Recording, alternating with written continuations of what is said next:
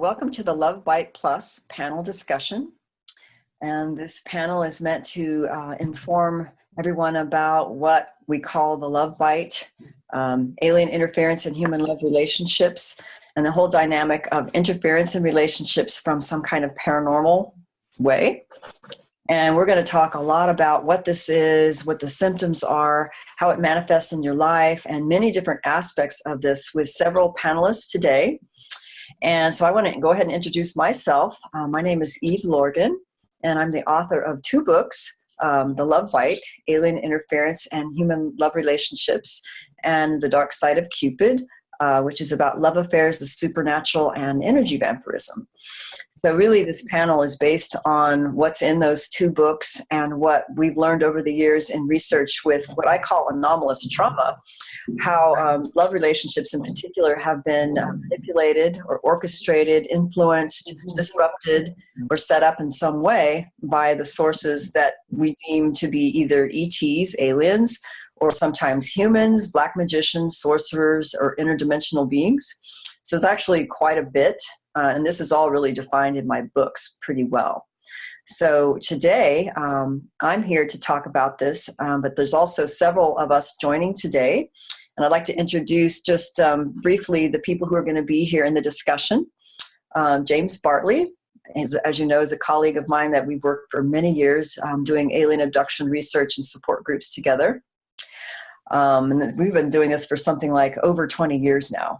I stopped counting years, but and then also Tom Montalk and Carissa Conti. They've done a lot of their own research over the years. And we have Bernhard Guenther, and he's had a lot of experiences himself. And Arella Eliora is someone who's joining us, who's had personal experience with the love bite as well, and has started her own research in many aspects. And Arella Eliora, my colleague, has also done research, had personal experience. In fact, all of us here have had our own personal experiences related to, quote, the love bite in some capacity. So that's why we're all here. Not only have we had personal experience, but we've done our own individual research, which really goes into many different areas that's very relevant today. So I guess what I'll do is I'll go ahead and start off with really defining, quote, what is the love bite? And I know it sounds funny. It's a funny term. It actually started many years ago as the alien love bite. And it was people who've had multiple alien abduction histories who realized over their course of their lives that they had relationships that were being manipulated or orchestrated or actually set up by the aliens that were visiting them, or we call them alien handlers. And so that phrase actually stuck, the alien love bite, and then we later really just called it the love bite. But in actuality, we actually learned this from people who had multiple alien visitation histories or alien abductions. And those kind of people had those kinds of reports that their relationships were definitely not only being set up, but they were being orchestrated or manipulated or broken off. And so over the years, what I realized is not just this subpopulation is actually experiencing this phenomena. There's many people who experience some kind of interference in the relationship from what I call a paranormal factor, for lack of a better term, or what we call a third-party entity type of visitation, which could be a type of interdimensional being, but it could also be an alien or an ET. It could be a military. It could be some MK Ultra handlers. It could be a sorcerer. It could be demons. It could be angels. So there's actually a lot of different kinds of beings and modes in which this can happen. So I guess what I can do is just give you the general symptoms of what this is so people could recognize it as opposed to, let's say, a quote, a regular relationship or a relationship where this is not happening. And we'll talk more in detail about all of that. So I'm just reading some bullet points. This is actually based on my book, The Love Bite. And the definition and symptoms are basically alien abduction history or ET contact, or sometimes they just call it visitations because they can be both physical and what we call astral or interdimensional. Bonding scenarios of various kinds recalled in abduction-related dreams with a person who is what we call the targeted partner. And sometimes, several times, this happens under different circumstances in trauma or relational, sexual, and also what we call astral sexual unions or meldings. These kinds of things are remembered often in dreams, but sometimes they're remembered very distinctly as an abduction event. A love obsession is like one of the huge symptoms, because that tends to follow after these bondings take place on these other more subtle levels. So a love obsession in one or both partners can take place after one of the abductions or astral dreams, for example. Switching off or psychic unplugging of one partner, leaving the other unrequited and pining away in yearning, obsession, grief. And this is something that was clearly observed as part of the whole scenario of the love bite. And Barbara Bartley, one of my colleagues, helped me understand this in greater detail. The switching off and what we call the psychic unplugging was a big part of that. General emotional turmoil during the drama of the love obsession. Increased alien abductions or visitations during the duration of the love obsession. Stage managed dreams and virtual reality scenarios. Trainings with the other partner. And we're going to go into detail about what all this is also. Supernatural and paranormal events, and also a lot of synchronicities regarding the targeted partner, which suggests that they are the one or the soulmate, love, twin flame kind of thing. Oftentimes Kundalini activation can happen with that. And it also can increase those people's psychic abilities as a result.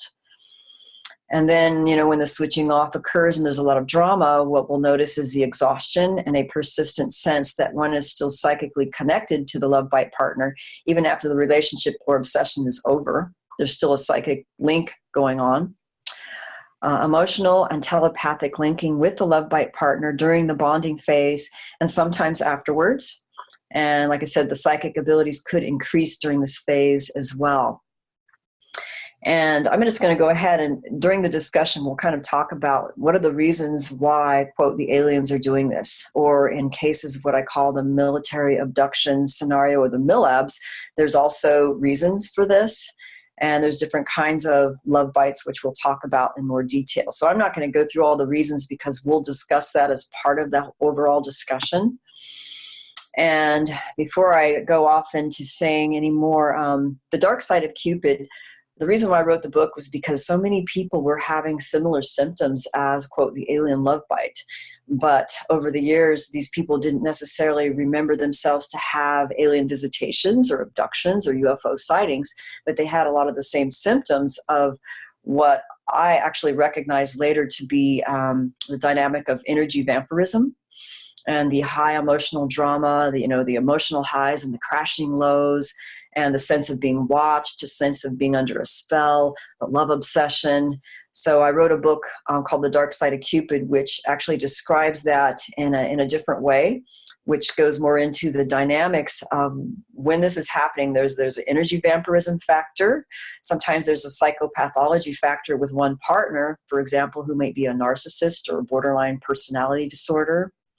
Or in most cases, there's some kind of third-party entity around that is actually manipulating or influencing the relationship in some way. And in cases where there was overt awareness that one person was actually hosted or possessed by some kind of interdimensional being, such as a reptilian or a demon or a snake being or any number of beings that have been described. And that's actually in my book, The Dark Side of Cupid, with images of that.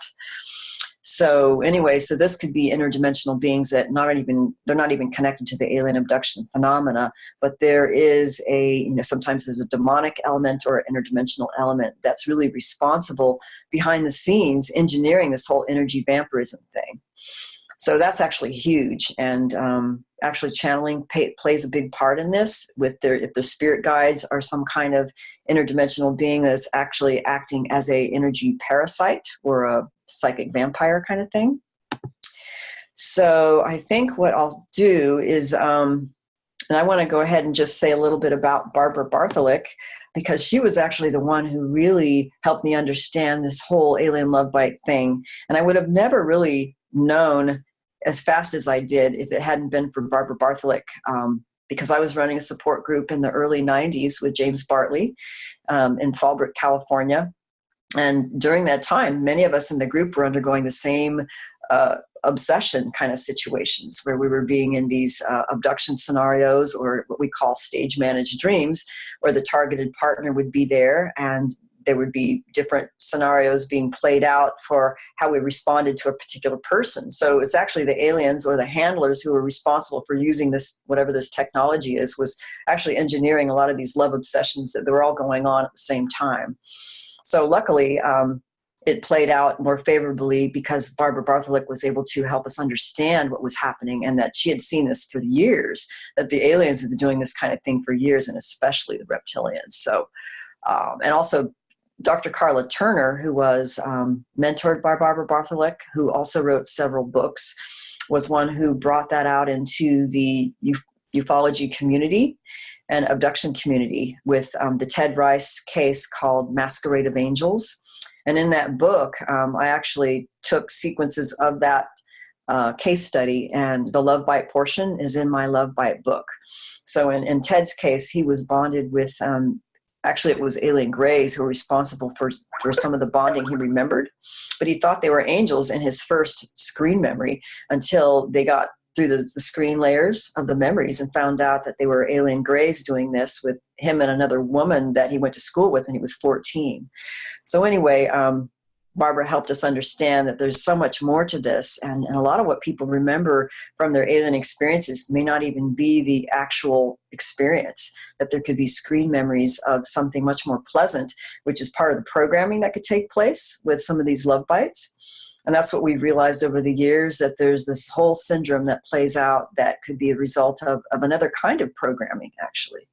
So without further ado, I think I will just hand it over to James Bartley, where he can just kind of take it from here on, his understanding of what he learned from Barbara Bartholick and his own experiences, and we'll just open it up to discussion. So I'll just be quiet now and let James take the floor. Thank you for that introduction, Evie. My name is James Bartley, and I myself have had alien abduction experiences, investigating alien abductions, military abductions, and various aspects of the UFO situation for 25 some odd years. Evie and I are longtime colleagues. Years ago, she and I had run a support group, and around the same time, we all began to notice that of us were going through this alien love bite situation. And without going into too much detail, I will just touch on the bare essentials of it so we can keep the discussion flowing. Our emotional, energetic resonators. We as human beings have an emotional body, and we are by nature emotional, empathic, and these archontic negative beings strive to shunt us in the lower end of the emotional vibrational spectrum. One of the key ways they do this is through emotional energetic harvesting. And the alien love bite, the dark side of Cupid, the drama of the love obsession, as Barbara Bartholick described it, is a key facet. We were fortunate at the time to have the wise counsel of Barbara Bartholick to help us through this very critical period of time. I can say that in my personal case, Barbara helped me out a lot because she explained the inner dynamics and provided a conceptual framework for what the alien love bite is. There is a lot of denial which an individual going through this must first overcome, because our emotions are dear to our hearts. They in many ways define us as sentient human emotional beings, and to have our emotions used against us in this fashion, especially in regards to our seeming connection to another person we feel a strong attraction to me, that's about as low a blow as it can get. And so just wanted to point out that the seminal role that Barbara Bartholick played in providing a conceptual framework for all of us that were going through this. We began to implement her teachings in our support group and individually with each person in our group that was having these issues. So I think that that's enough of a background for me at the moment. So if anyone else would want to pick up from that. I think we'll just go ahead and have each person do a short introduction before we launch into more in-depth discussion. So maybe Tom and Carissa can go ahead and introduce themselves. Yeah, I'll go ahead. Yeah, so I'm the author of Montalk.net, and that's where I have a bunch of articles up there about all sorts of fringe topics, from the alien agenda to the matrix control system, spirituality, synchronicity, forbidden science, forbidden history, and all this kind of thing. And, ever since I was a kid, I also had alien experiences, which I consciously remember without any sort of hypnosis sessions or anything. And starting in my teens, I started having some military abduction-related symptoms as well. And that's because my stepdad was in the military, and because I took certain standardized tests in high school, which kind of put me on the map as far as intelligence and, things like that. So, and over the years, what I've been trying to do is correspond with literally thousands of people over the past 2 decades, getting their experiences, their insights, and taking this entire body of data and trying to boil it down to the bottom line, and then package it in a clear and concise way with the world so that they can kind of make up their own mind about what's going on. So that's what I'm doing. I'm Carissa Conti, and I'm the author of a website called intoworlds.net. It's in the number 2 worlds.net.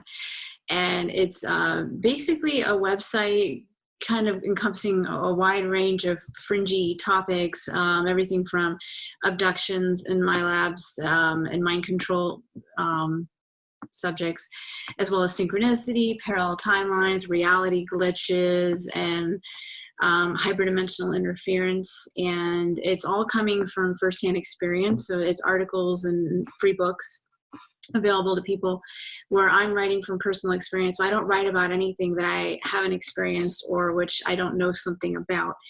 And so I kind of use my experiences as a platform to put these subjects out there and then try to get to the bottom of what's happening here. And, what is this place where, what is this reality and what's really happening here? Because what we've been told is not what it is. And so, and I use my experiences to try to introduce these topics and propose theories and ideas and just kind of get to the bottom of what's happening in this reality. Thank you. Does Bernhard like to introduce himself? Mute. Okay. Hey, my name is Bernhard Guenther, and I have a blog called Veil of Reality, which is I've had for many, many years, and I just share my research and experiences relating to different topics, spirituality, psychology, even history, but also the hyperdimensional matrix control system.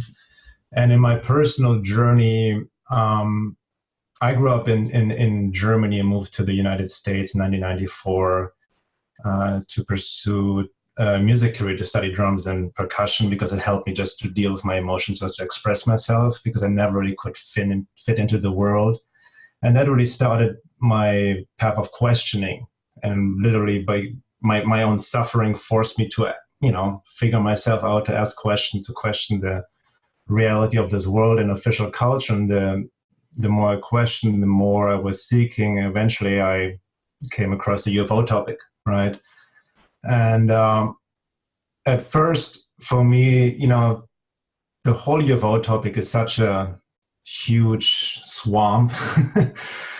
And what I realized, that most people have this assumption that it's this nuts and bolts approach, that these are, physical aliens from a physical planet and physical spaceships, like a Star Trek scenario, visiting Earth and whatnot. But, I came across Tom's work, over 10 years ago, which introduced me more to the hyperdimensional aspect, and then also got into Carla Turner's work and your work, and started writing more about it on my blog, and also produced a UFO documentary with a friend, which exposed more the hyperdimensional aspect of the UFO phenomena and the abduction phenomena, the dark side, so to speak, right?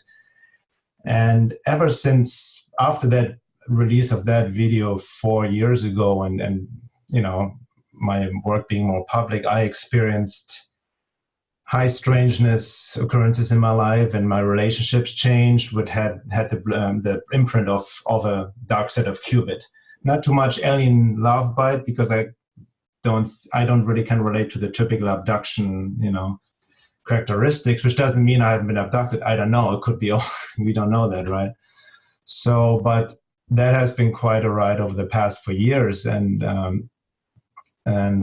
speaking more out about it seemed to have attracted some sort of attention towards me with these kind of attacks, working through others, and getting myself into some of these alien love bite type relationships. And in my own work, I'm also was led to the healing arts. So I work with people one-on-one, be it through body work or also holistic coaching. And I've noticed over the years, especially now, that's why I'm really happy we're doing this roundtable. More and more people are becoming aware of this topic, are actually open to talk about it and share their experiences, vulnerabilities. They seek help because it cannot be, these relationship issues they have, what they encounter cannot be explained through normal psychology or regular just relationship stuff, because it has this, it's, anormality, this paranormal characteristics to it. So, yeah, in that sense, that's basically my story, and I feel this is really, really important that we have this roundtable to really help people to, with this knowledge and information. That's great. Thank you. Laura, would you like to introduce yourself? Sure. My name is Arella Eliora, and I have a website that I've just started, sovereignkeys.com. And the premise of that are the keys towards our sovereignty that will aid us in battling all of these interferences that we have all, in one way or another, experienced and or are victims of. So how I came into this all is because I am a long-time abductee, my lab from the get-go. So I came in with the consciousness and was targeted at a young age, and have had to survive a lot of massive interference and experiences which couldn't be blocked from my memory. So not to mention the medical proof related to 2 implant removals, surgeries that had to take place with no scientific explanation. The list is large. And I think just like everyone here, we have background in personally experiencing the love bite and or the dark side of Cupid, or both together, because sometimes they go hand in hand. This led me into a deep passion into what I call the anomalous forensic psychological profiling, because I realized that they profile us. When I say they, I mean, it can be the aliens, the mylabbing aspect, it can be all of the various interfering forces that are at work profile us. And based on those profiles, they set us up. So I ended up going to university for psychology, sociology, anthropology, just to have a deeper basis and understanding into these psychological dynamics that they implant in us and groom us in, exactly to have us land right in a love bite, right in a dark side of Cupid, right in the entire situation of a setup. So the passion really is like all of us. It's from anywhere from abductions, the understanding of how these black ops operate, the demonic realms, the spiritual battle against amnesia, the cognitive struggle that we have with all of the interference that has been put in place to keep us from ever reaching any real answers and the truth. So all of us come by all of this through a great deal of experience and struggle and research and connecting. And I'm just proud to be a part of this experience. And yeah, my aspect is really to go into a deeper understanding of these anomalous psychological setups that that are groomed for this. Thanks. Yeah, that was wonderful. I mean, you said it well, because there is so much to this, and we're learning more and more all the time. So, and then we'd like to introduce Arella Eliora. Would you like to introduce yourself? Hi, thank you, Eve. My name is Arella, and first of all, I would like to thank you all for this opportunity to share my experiences with you. And I really appreciate to have been included in this panel. I'm a French Mexican based in Latin America, and I have a lot of also interaction with Spain. And I basically started all this research some years ago when I really got swept into the New Age movement.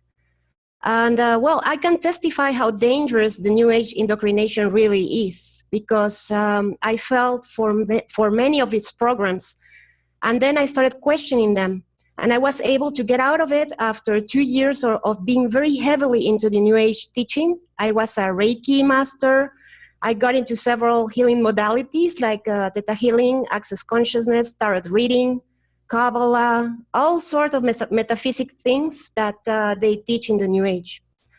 And well, I had a lot of psychic activity back then, and I do have memories of abductions. I don't think they were actually physical, but they were astral. And I remember the experiences of being implanted by entities, by beings. I started channeling information from entities I used to call my guides, who presented themselves as ETs, positive ETs. And they were saying things to me about the universe, the cosmos. And at the same time, I started experiencing love bites and dark side of the Cupid scenarios. And they basically tried to stage me to be with a black magician. And they were presenting him as the twin flame. So basically, this is how I came to all this research. I was very involved also in the twin flame communities in English and in Spanish, both. And I knew most of the gurus and the healers related to twin flames. And I even created a group where I had thousands of people already, especially ladies from Latin America and Spain. And they were all sharing their stories and, well, talking about their twin flames and everything. But as time went by, the group really transformed into some kind of research, because every day I was getting weird stories from the members saying what was happening to their lives, to the connections. And I started seeing that they were really devastated. They were very deceived. They were confused.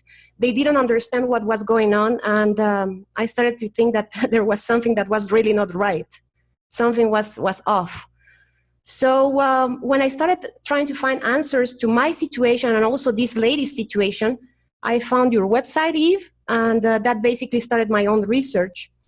And now I have come to the conclusion that the Twin Flame program from the New Age is part of an agenda, maybe either to bring people together by these entities for their purpose, or to disrupt or bring down a person they know in the future could be researching or exposing them.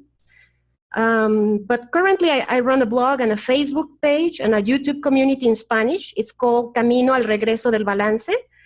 And I'm trying to support the people who are basically very much in the program of the Twin Flames and try to realize what is going on with them.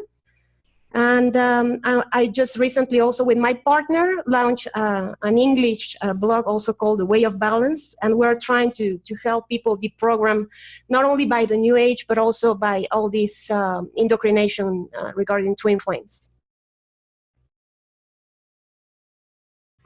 That's awesome. You've got a lot of experience, and as we said, there's so much to this that we're starting to figure out through what we're seeing is like a kind of programming that's happening on subtle levels and sometimes really overt levels from different beings. Sometimes it's humans, sometimes maybe it's an MK Ultra thing or a alphabet soup agency thing, but there's definitely beings involved on an interdimensional level that is no doubt in my mind. It's not something that we're just making up. It's real.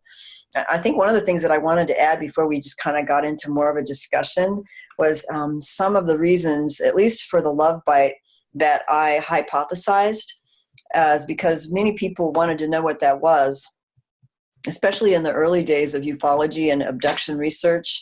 They really were more interested in what they call the hybrid breeding program and that kind of thing. And I know that that's part of what happens in the alien abduction and alien visitation syndrome, that there's this hybridization thing going on. But what we realize is that that didn't necessarily take place when two people were orchestrated to be together in a relationship. And oftentimes they were married people, let's say, who were married to other partners, and there was not necessarily a child or a pregnancy as a result of the relationship.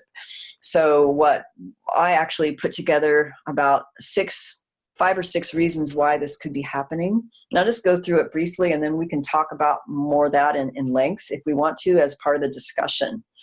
So one of the first reasons that most people thought was to put people together for the genetic lines to have children. And sometimes alien-human hybrid creations from streamlined, altered genetic combinations, which I think they do in terms of, streamlining certain genetic combinations. But more often than not, what we really noticed was what I call the emotional, sexual, and life force harvesting energies to feed the aliens, who are essentially energy vampires. And that's what Barbara Bartley knew right off the bat. The reptilians in particular were much more blatant in the way they were doing this. Another reason is to observe the genetic expression from strong obsessional bonding, even with other sexual partners or siring children, as in what we call the telegony theory. And there's not much really known about that, but it's basically that DNA can be imprinted in the woman's offspring from one of her original lovers that was maybe the first lover or the most powerful lover in her life. And then even if she had children later with another partner, that child may have characteristics from the original lover. So even though it wasn't their child. So I'm thinking there's something like that going on in the obsessive aspect, because in these love bites, the element of obsession and soul bonding is very strong. And then also what we learned with people having military and alien abduction combination experiences, or sometimes individually or together, what I call MyLab operations. 2 tantric pairs or twin pairs of, quote, abductees or MyLabs can be used together to maximize their psychic abilities, or what I call the psi ability output for special occult operations. Mind control operations in their alter personalities, for example. Tantric pairs can share information and intelligence and transfer this telepathically via tantric sexual union, or have telepathic communication due to the strong soul bonding that they have. And that's actually very common, the telepathic communication and downloading of mind files that takes place.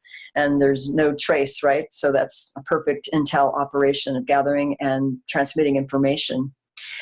Sometimes a reptilian being has sexual relations with the MyLab operative to activate their kundalini initially. And then after that, this MyLab person, they are sent out on mind control ops with their expanded psychic abilities, for example, for remote viewing. And what will happen, and this happened with somebody we knew, and this happened repeatedly, a reptilian being would enter her bedroom and through an interdimensional portal and basically enter physically, although sometimes he wasn't visible, but it was as if he was physically present and could be felt palpably, like on the bed would depress and she would feel him as if basically he was having sex with her right there. And then the being would activate her kundalini, because the reptilians are masters at that. And then after that, the reptilian would leave, and then the military would come and then take the woman and use her on mind-controlled operations. It usually had to do with intelligence gathering and remote viewing. So that was really interesting, seeing how these things happen. And what more often than not, what we saw, the love bite happened with a lot of disruptions of relationships, like disruptions of true love, or relationships that could be helpful for the person in their healing and recovery or their awareness process. So more often than not, these MyLab people in particular, or abductees, once they're on the awakening process, they'd be thrown a love bite relationship. And then the love bite targeted partner would be sent in on them to basically stop the process, or to act as a handler in some capacity, or actually to prevent them from actually being able to explore more of their healing and awareness and sovereignty. So basically keep them in the program, basically. And sometimes this targeted partner, who was the MyLab handler, sometimes they weren't consciously aware of how they were being used, because they may still be under mind control. So there's a lot of that going on. as well as like blatant ones, like you hear in the MK Ultra or the Monarch programming people. And then the last reason, the disruption of true love or even true twin flames, because true love is very powerful and it's very healing, and it is a threat to the negative agendas and beings behind those agendas, because love will help people expand their awareness and become very powerful. And so if these beings behind these negative agendas are controlling and parasitic, they want to keep us dummied down and compromised as much as possible. And that means taking away true love and then inserting their puppet love bite partners or false twin flames. So I'm just going to go ahead and stop here. And if there's anything that somebody else might want to add on to any of those reasons, or like personal experience having to do with having been set up or somebody they know. So I'll just kind of let anybody else who wants to take the floor to chime in. I was just going to add or ask you, because you in your book, Dark Side of Cupid, you have also a list of target groups, certain people that more, maybe targeted than others. Maybe you can share that as well. Yeah, well, the targeted thing is huge. And I think I mentioned that more in the Dark Side of Cupid, because over the years we started seeing patterns. Well, like, how come so many people are getting stuck in these relationships? And I felt there's a targeting aspect, especially, women would come to me and they were somebody who was on the healing path and they had a lot of awareness. They were super psychic. They were able to do things that other people couldn't do.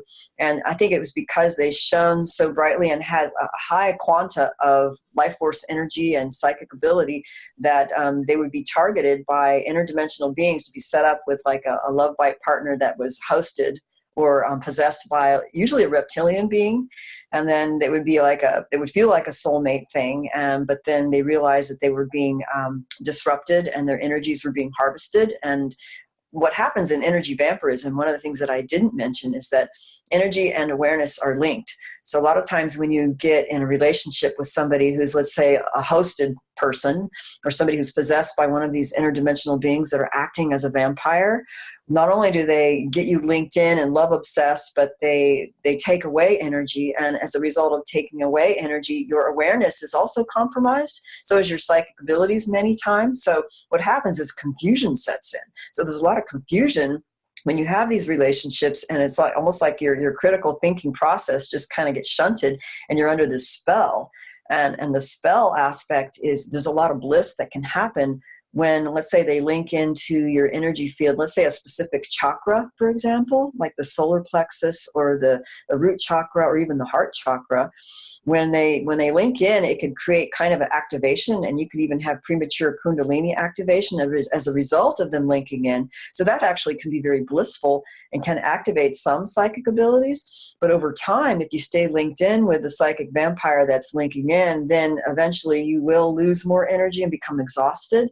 And then that's when the confusion sets in and the obsession may set in, because the bliss is like an addiction. It's like a love drug, like James Bartley has mentioned this. So and anyway, so some people are targeted, especially people who are bringing out information, like alternative media, people who are bringing out a lot of truth about subjects that are meant to be kept hidden. So I think that happened in Bernhard's case, actually, when you brought out those movies, those films, because it didn't happen until after that. And so I think that there's a lot of people who are actually being targeted this way by being sent in disruptors who are basically they're possessed or mind controlled or sent in because something else is running them, like an interdimensional being is actually running these people. And so that makes them easy puppets to target people who are basically really bringing in the true awareness. And so there's a targeting phenomenon actually. So yeah. So if anybody else wants to share on that. Yeah, and maybe on that note, I can just share a little bit of what happened with me, because it was definitely your second point of, what I felt in my experience. It was definitely the emotional and sexual life force harvesting that happened. And also the confusion, element. I mean, this is, what I think I want to also say right at the get-go, because sometimes I get, I wrote a whole blog about my experience and in light of the research, but sometimes people ask, well, how is it any different from any other relationship issues? The stuff comes up, the trauma, but it's like, there's a saying, you don't really understand until you have experienced it.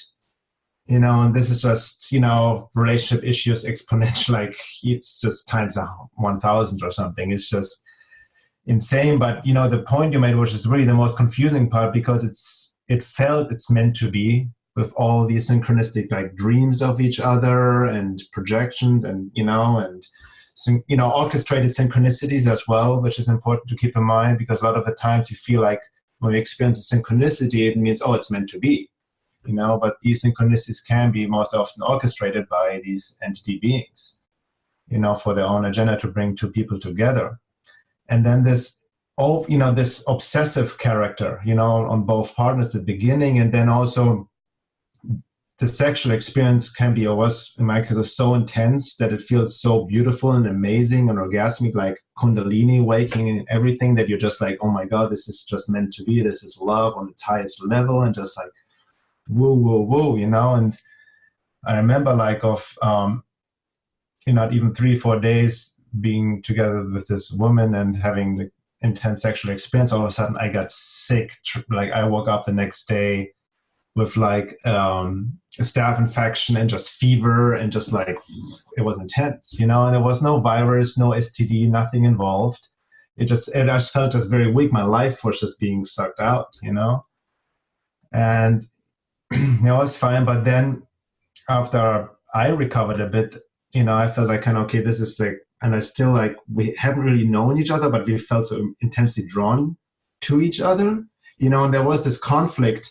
Like part of me knew like, this is not right. I shouldn't be with her. Like, this is not right. But I was so, my emotional center was just so attached to her, on the sexual center, like the cords, it was just like the push and pull is so extreme, and then on her, and she then even wanted, engage more in having more sex. And I was throwing me off. So there was all this weird energy just based on this sexual feeding, which is very confusing without having established a grounding, like emotional connection and whatnot.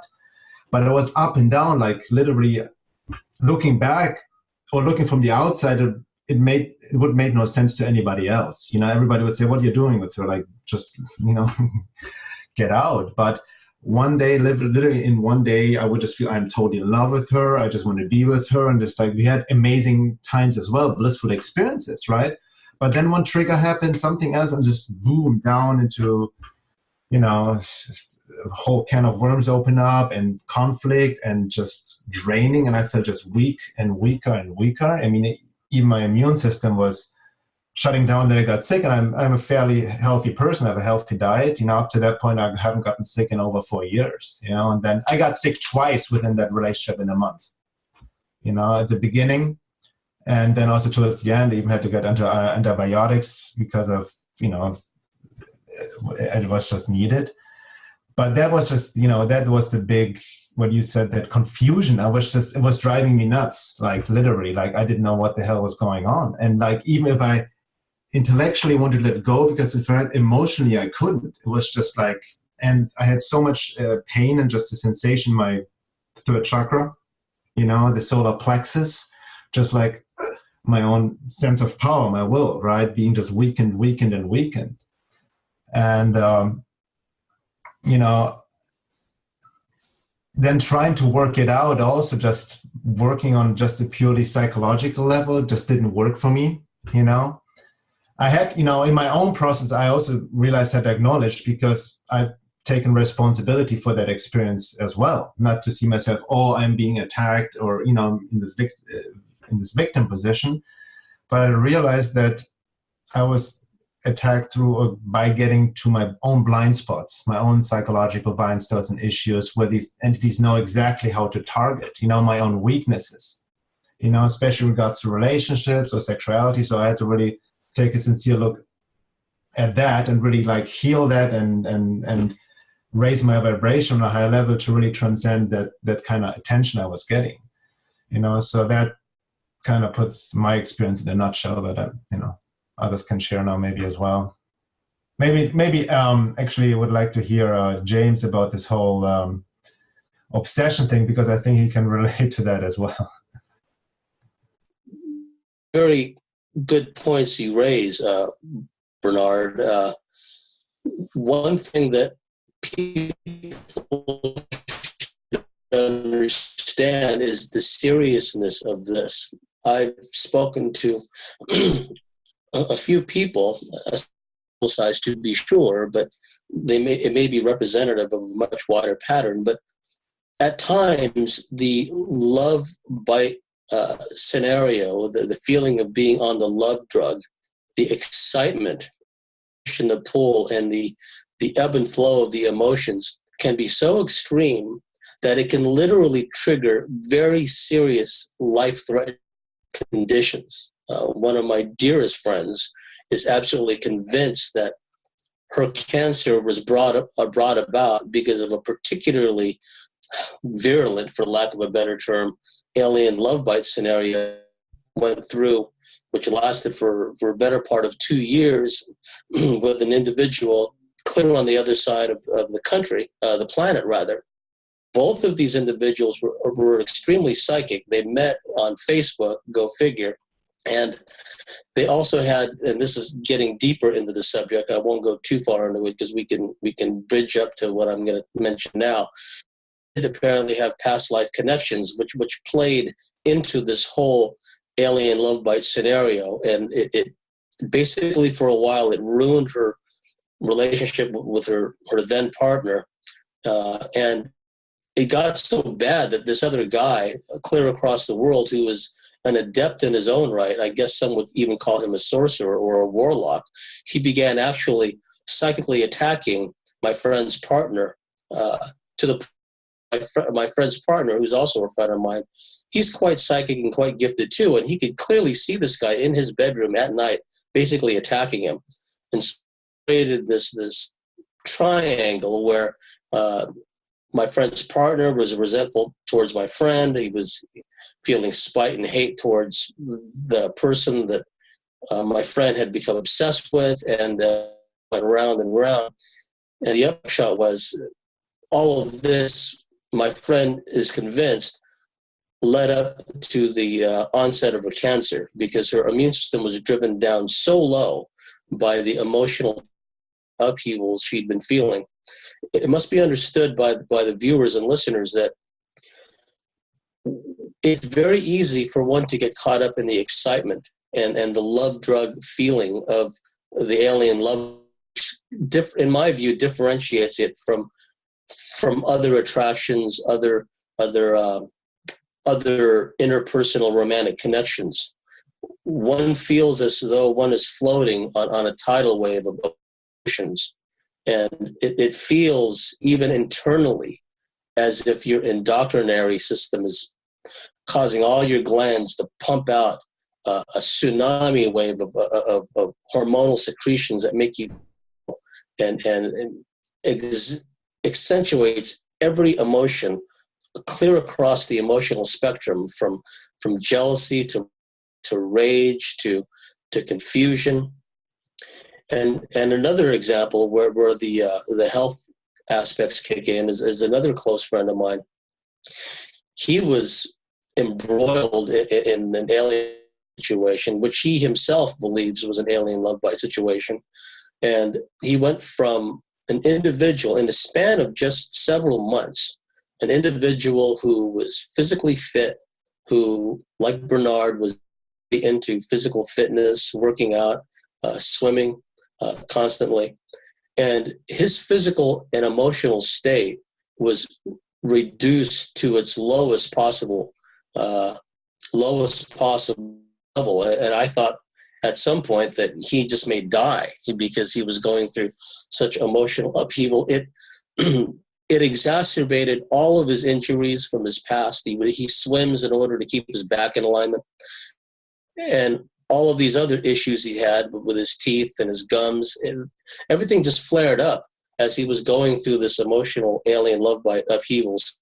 That we can talk more about that later. But as far as some of the setups that Bernhard talked about, a key aspect to understand is, just as the ETs and these little beings can put us together, they can also, and this is two sides of the same coin really, keep us, or some of us anyway, in a state of prolonged isolation where one is not having their emotional needs met because they find it well nigh impossible to form a lasting relationship with somebody. And we try to rationalize it sometimes, well, what could it be? Is it nice guy syndrome wherein, because we live in this harsh patriarchal society, and unfortunately many women have been programmed to respond only to males who exude this self-confidence, this boastfulness, this machismo. And on the other hand, individuals, males who are quiet, accountable, and quietly self-confident and not prone to boastful, making tough macho noises.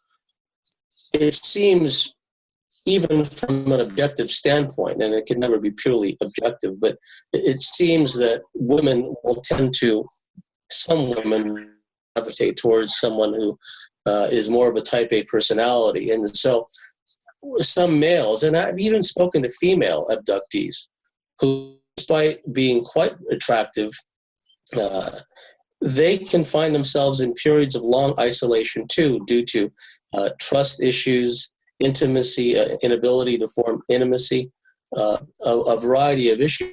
So in practice, what it can seem like is a person can meet a gal, and then they seem to be getting along great, and then there's just a cutoff where, well, gee, what happened to her? Things seem to be going along all right. She seemed to like me, but I don't hear from her. I don't see her anymore, and so on and so forth. And when this only happens a couple of times, one could write it off as being, well, I don't have that way with women, et cetera, et cetera. But if it happens over a prolonged period of time, things begin to pile up in a cumulative fashion. The feeling of loneliness, the feeling of almost a feeling of disembodiment from not only society, but from oneself, because we are emotional beings, we are passionate beings by nature, some more than others, and to be lacking in that connection with someone, that's someone special, can be quite frustrating and can be quite aggravating even. And so when an individual like that is thrust into a love bite scenario, it's set up to be a perfect storm, because I see the inverse of that, where when people contact to get some insight into some of their experiences, I almost always, if I remember to, advise them that it's not unusual for them, now that they've contacted me, to wake up one morning and stressful towards me, suspicious towards me, even outright hostile towards me.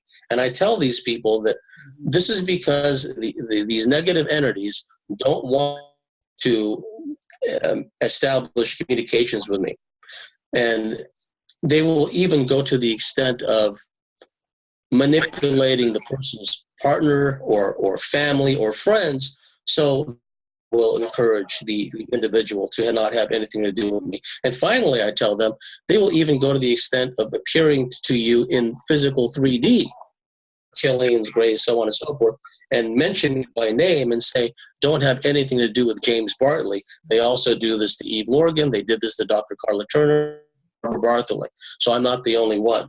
So the inverse of that is, this, what I'm talking about, this enforced isolation.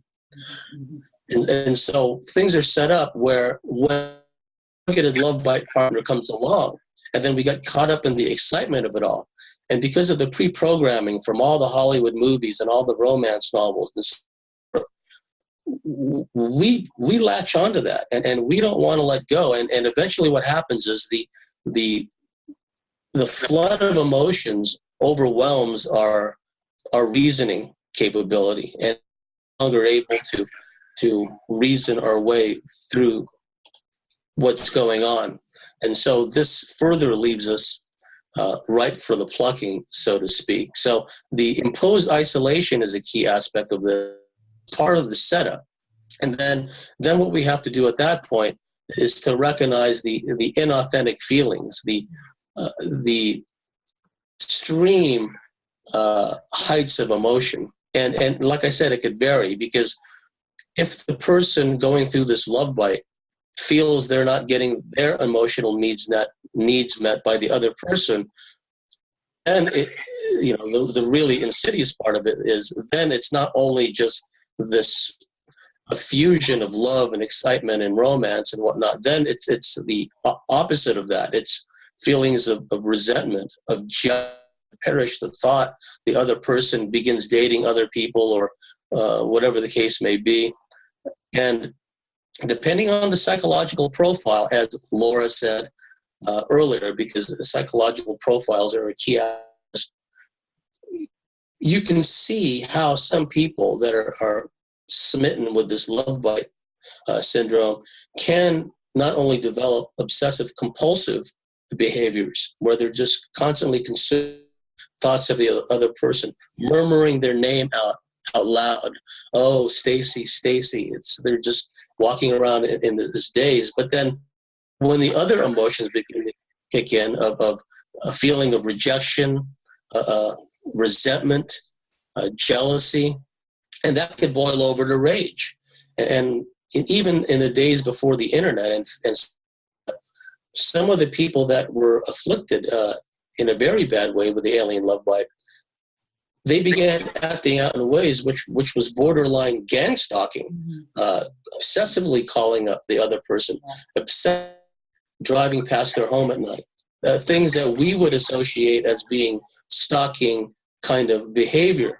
So we just have to recognize when we're falling into these obsessive compulsive states of being and mindsets, and recognize the traps that not only have been set up for ourselves, but how we buy into those setups, and how, due to unmet needs, our longing, our lack of emotional fulfillment and contentment, we begin to buy into this fantasy that's been created for us. We begin to see that we create these illusions of how we can have a lifetime spent with this other person. So I just wanted to throw those points out, and anyone's free to comment about that. I just wanted to, yeah, exactly. It reminds me of how, what I call the predator versus prey setup, where usually in the love bite situation, there's always one that's the predator, and then the prey, which is usually the more evolved out of the two. And usually in every one of the cases, you always see that one is functioning much more under the light, where they have, they're putting their life work into what they're doing, and it shows. And then they get sent. It's almost like these people that are predators, they know how to spot these victims, like they know it, and they can spot them, whether it's on a forum or whether it's wherever you are out. And usually these prey victims are very highly intelligent, psychic, evolved people. And this is the thing that's incredible to me, because when this happens, the predator typically has these narcissistic traits.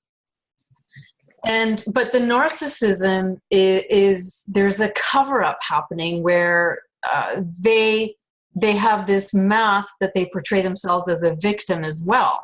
So the victim, actually, they're mirroring the victim. So there's a lot of mirroring happening in this whole setup that allows you to feel like, whoa, I'm really connecting with this person. And interestingly enough, the body has somatic responses when you connect with these people.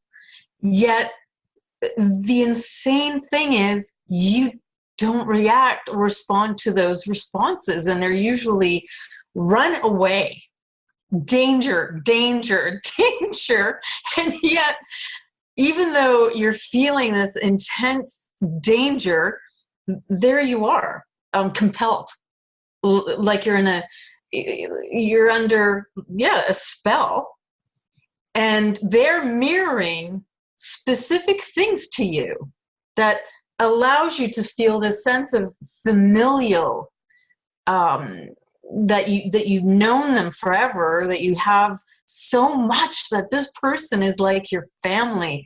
And interestingly, when you diagnose these couples and you diagnose their upbringings, the partner on both sides are usually very typical of a parent that they had or a handler. So then it is a very interesting interplay that goes on, because I also call it the heaven and the hell response, because within the predator, there's always two personalities, and one is very heavenly, very good, very wonderful. And then, of course, they have the personality that is the narcissistic rage, the person who hides and reacts with the feelings, the traits that are all meant to keep you in this little cage. Yet you're addicted, but you've been groomed to be an addict. You've been groomed to be an addict of love. And addiction to love is a part of how we've been set up in our family upbringings, because we haven't been shown what's healthy either. So not knowing what's healthy just allows us to walk right into the snare, regardless of our somatic responses screaming at us to run away. Yeah. Basically, that which we haven't received as children, we try to seek outside of ourselves, which is the most basic set Right. of frustrated relationships. And then the predator, for some reason, can mirror exactly what it is that you want. Exactly. Yeah. And it's almost like they're mirroring who you are, because see, you're always the more evolved. So you're going to, in essence, be falling in love with that mirror image. Yeah. What ties in, Are they? we've mentioned with prey, the higher evolved, so to speak, the more sensitive one, also ties into empaths. Mm-hmm. Empaths and codependents, because they've been groomed to be codependents, and they're always empathic. But so is the predator. The predator is also empathic. See, this is what makes this very complex. Right. Because you've got two psychic people, but they're both operating with different programs, and one is really great at mirroring. But you have to ask yourself, when you remove the mirror, when you start coming out of the spell, when you remove the mirror, what do you have inside that predator? Inside who's in there? Is there a personality? Is there, or did they just mirror what they knew that you wanted? Did they just mirror what they knew you are? Well, that you could even tie that into the idea of quote unquote organic portals, built as humans. I know Tom wrote about that these puppet people, who cannot activate the higher centers, mirror our soul potential. What we see in them is actually us, in a sense. Exactly. Yeah. Exactly. And that in itself creates, wow, if you want to talk about utilizing people as portals. Oh yeah. How many portals do they create in these scenarios? Yeah, that's probably the big thing that was figured out in the dark side of Cupid, that more often than not there was an interdimensional being running the targeted partner who had the more narcissistic predator characteristics, and they were being used to basically control and disrupt the other person until the other person woke up. But like you said, I think many people at least those who've had, let's say, alien abduction histories or MyLab or MK Ultra, or who had, let's say, narcissistic parents who are abusive, they're raised in ways where they never really knew love, or they may have shut down their feelings so that they're more vulnerable. But even with the abduction, the MyLab thing, they actually set your life up so that you don't get your needs met, and so that you're really hurting. And so then they bring you this carrot that's like the perfect lover, and of course you want to fall for it because you're so hungry. And so they create that, and it's like out of the frying pan into the fire. That's one of the programming things that they say in some of these Illuminati bloodlines. They do this on purpose. Like once you get out, then they've got something waiting for you that's already part of their tiered gauntlet of control system. So I've seen it that way. It's just that there's an interdimensional level that's playing this game and using people basically as portals until those people do their healing work and get rid of all that and start operating from their true core essence. And so the whole healing thing is so important. But we can only do our own healing, obviously. We can't do it for somebody else. Yeah, and interestingly, usually the predator, I mean, from what I found, is they're usually possessed. They're usually inhabiting something else that's driving them. And the traits connected to the predator are specific, very, very specific in terms of the destructive quality that they have and that they operate under. And oftentimes it doesn't even mean that they're conscious of it. No. They're being run. They're being literally run themselves, and they're a victim themselves. I think that's important to keep in mind. What also have to learn to not make it personal.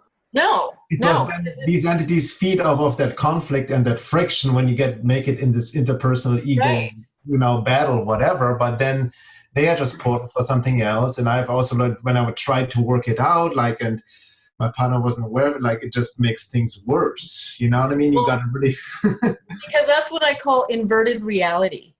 Yeah. Okay, because the dynamic is always going to be that reality becomes inverted and twisted because you've always got one person who's functioning with personality disorders or emotional dysregulation, underdevelopment, so that they twist reality around, but they have enough credence in it so that it appears like it could be right, but it's not.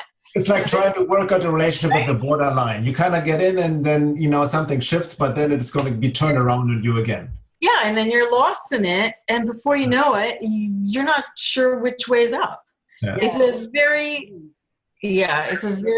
confused. And then you start self-doubting, but that's because they're so good at manipulation of reality. And I think that just calls to question how important it is for us to really stand in our core truth in our heart and to really know who we are, so that when these predator deceivers, because some of them are really, really good at what they do. I mean, I think some of them are hosted by some of the most intelligent, deceitful beings imaginable. And so to be able to really perceive that clearly takes a lot of resolve and a lot of healing and a lot of, getting your needs met so you're not vulnerable, because these beings are really, really good at what they do. I mean, they can get the best of us. And that's the thing. This is not really happening to us because we have a problem, because we're victims who haven't worked on our stuff. The truth is some of us really are targeted, and we have been working on our stuff, and we're targeted by these really high-level sorcerer host types. And we only discover it later after talking to other people and sharing, this is something, this is real. So I also think there's some predators, or that they appear predator-like, who are actually the real deal. Like, let's say two real soul sparks are meant to be together. I don't like using twin flame anymore because it's just leaves a bad taste. But let's just say there are really two twin soul sparks that are meant to be together. Like Tom and Carissa, let's say, and that they're really good together, but they have been imprinted and overlaid to respond and react like they are love bites. So both are MyLabbed, both have been overlaid and imprinted so that they're functioning under the program due to how they've been manipulated. So then that begs to question, okay, so how do you distinguish between what's a real couple who've been MyLabbed, who are actually two real soul sparks that are meant to be together, and how do you find out the ones that are the imposters? Well, in this sense, I would like to share my experience. The big problem is that when these kind of things happen, you start having all these synchronicities and experience and all that. Most people, I did it myself, we go online and we try to find answers there. And basically online, what you're going to find is a new age explanation of what's going on to you. So many, many ladies, they told me, well, I was starting to have the synchronicities, the dreams. I met this person. I felt this, and that. I went online, and what did I find? The twin flame. So when I spoke, for example, to these friends and told them, well, what if that guy they think is a twin flame? Maybe he's not.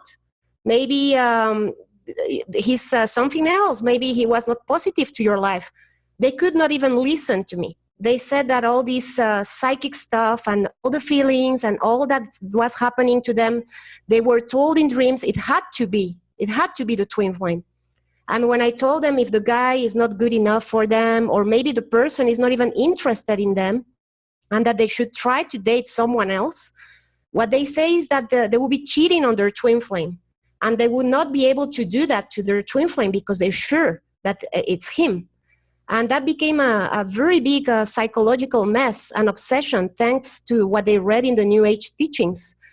And one thing I saw is that all this time I have seen that there's a big link between the alien UFO phenomenon and the way the New Age is teaching things online and the agenda.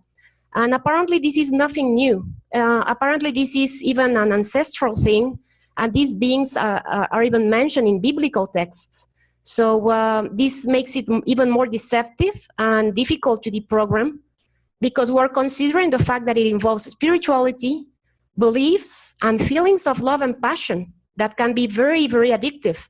So you add to that, as Laura said, the personal traumas and the wounds to heal, and that makes it even more difficult to deprogram. So I think it's very important to address this, because you go online and you get flooded by the other teachings of the twin flames, but not many people are talking about this.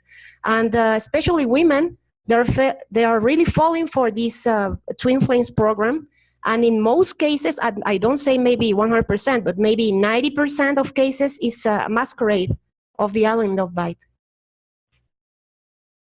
Do you say anything about like cult leaders and cults, how people can get sucked into that? Maybe because they want some understanding about a twin flame thing, and they get sucked into certain cult leader teachings that may promote that, and then they find themselves getting sucked into something that's part of a program. Because I know that's an experience with several people here where they've observed channeling and then cult groups, and how they actually helped feed these interdimensional beings that are actually the predators. So I don't know if that's a topic we can kind of launch into. Yeah, but before we get to that point, I think I want to reflect a little bit on what's been said so far. I mean, one of the big takeaways that you can, get from all this is that all these manipulations, they have to override your intuition. They have to override the genuine connection that you might have or not have with someone. So, if you're, like Laura was talking about, these warning signs, whether they're synchronistic. In my case, I've had dream warnings about people long ago. Dream warnings, synchronicities, so intuition, and even just like logical signs, like if the person is acting in a psychopathic or sociopathic way. I mean, there are like actual symptoms behind that. But the thing is, all these things can be overridden if they can pump you with enough programming. This mind control trance thing that they have going on, and of course that hormonal surge, which can be induced either telepathically, hypnotically, technologically, chemically. All these avenues are available for them to override what is the actual genuine signal within us. So one of the things that they can do is bring together people that might not necessarily have even a genuine connection. So we have different aspects of it. We have the one aspect where you don't have a genuine connection, but they use the hormonal surge to make you just 100% hyper extreme puppy love, in love with this person, right? Or they can just use simple mind programming where you feel like you're in a trance and like, I don't know why I'm going along with this, but I'm just going to go along with it, and you just kind of slide into that because the end result is the same. Either one will result in you being hooked up to this person, which then accomplishes whatever agenda needs to be accomplished, whether it's energy draining, whether it's trying to suffocate your spirit through just the negative influence of this person, the mind games that they play. And another thing I should mention is, these psychosomatic symptoms. Sometimes, it's just due to us undergoing these intense emotions, which, disrupt our subtle body energy mechanisms. But other times, it might also be due to energy contamination by the dark entities that are working through this other person who's acting as a portal for these entities. And it's been reported that greys, demons, reptilians, that they have an energy field that is very dark compared to yours. It's not compatible. So if you take that energy and you inject it into yourself, you're going to get sick, And sexual interaction is one of the most potent forms of energy transfer between two people that's possible, which is another reason why they would use that avenue, if they're trying to get at you. So, these are many of the things that we have to watch for. And, Bernhard, you brought up the idea of portals, spiritless humans, as I call them. And I've been trying to track, what kind of person is it that is so easily manipulated and moved into surrounding someone or hooking up with them or targeting them in order to bring them down. And generally what I found is these people tend to be extremely emotionally fractured. So it's almost like you take a soul and you kind of break it apart, and you have these voids in there, and these voids then act as portals through which these influences then can work. Other times these people tend to be not too self-aware. So therefore, if you're not self-aware, then you can't self-correct yourself. And so if you have a whole lifetime of manipulation and contact and these entities working through a person, that person, by the time they're, who knows what, 20, 30 years old, they're going to be pretty much like marionettes on a string, just because they've been groomed for such a long period of time. So that's one of the general patterns that I've seen, is these people who are somewhat empty and fractured, traumatized. So they're prime portals within our population, which can be moved at will by these forces to target anyone whom they really wish to target. And on that note, I wanted to add that I have an experience in my own life that, it's exactly what all of you guys have just been talking about. It's somebody I mentioned in my book, Chasing Phantoms. It was an ex-boyfriend from years ago in the 90s named Steve. So if anyone's read my book, they'll probably know what I'm talking about. But this was a guy who, as a kid, I only realized this after we'd broken up. It seems very apparent he had been molested. His dad was NSA.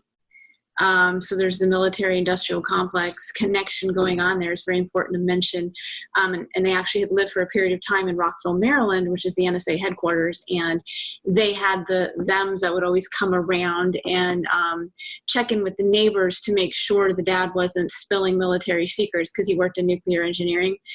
And so that's his background. And it seemed like he'd been molested, I think, from more than one source. So he was severely fractured, was already addicted to drugs by the time he was 9, was rehabbed and done and over with it by the time he's 16.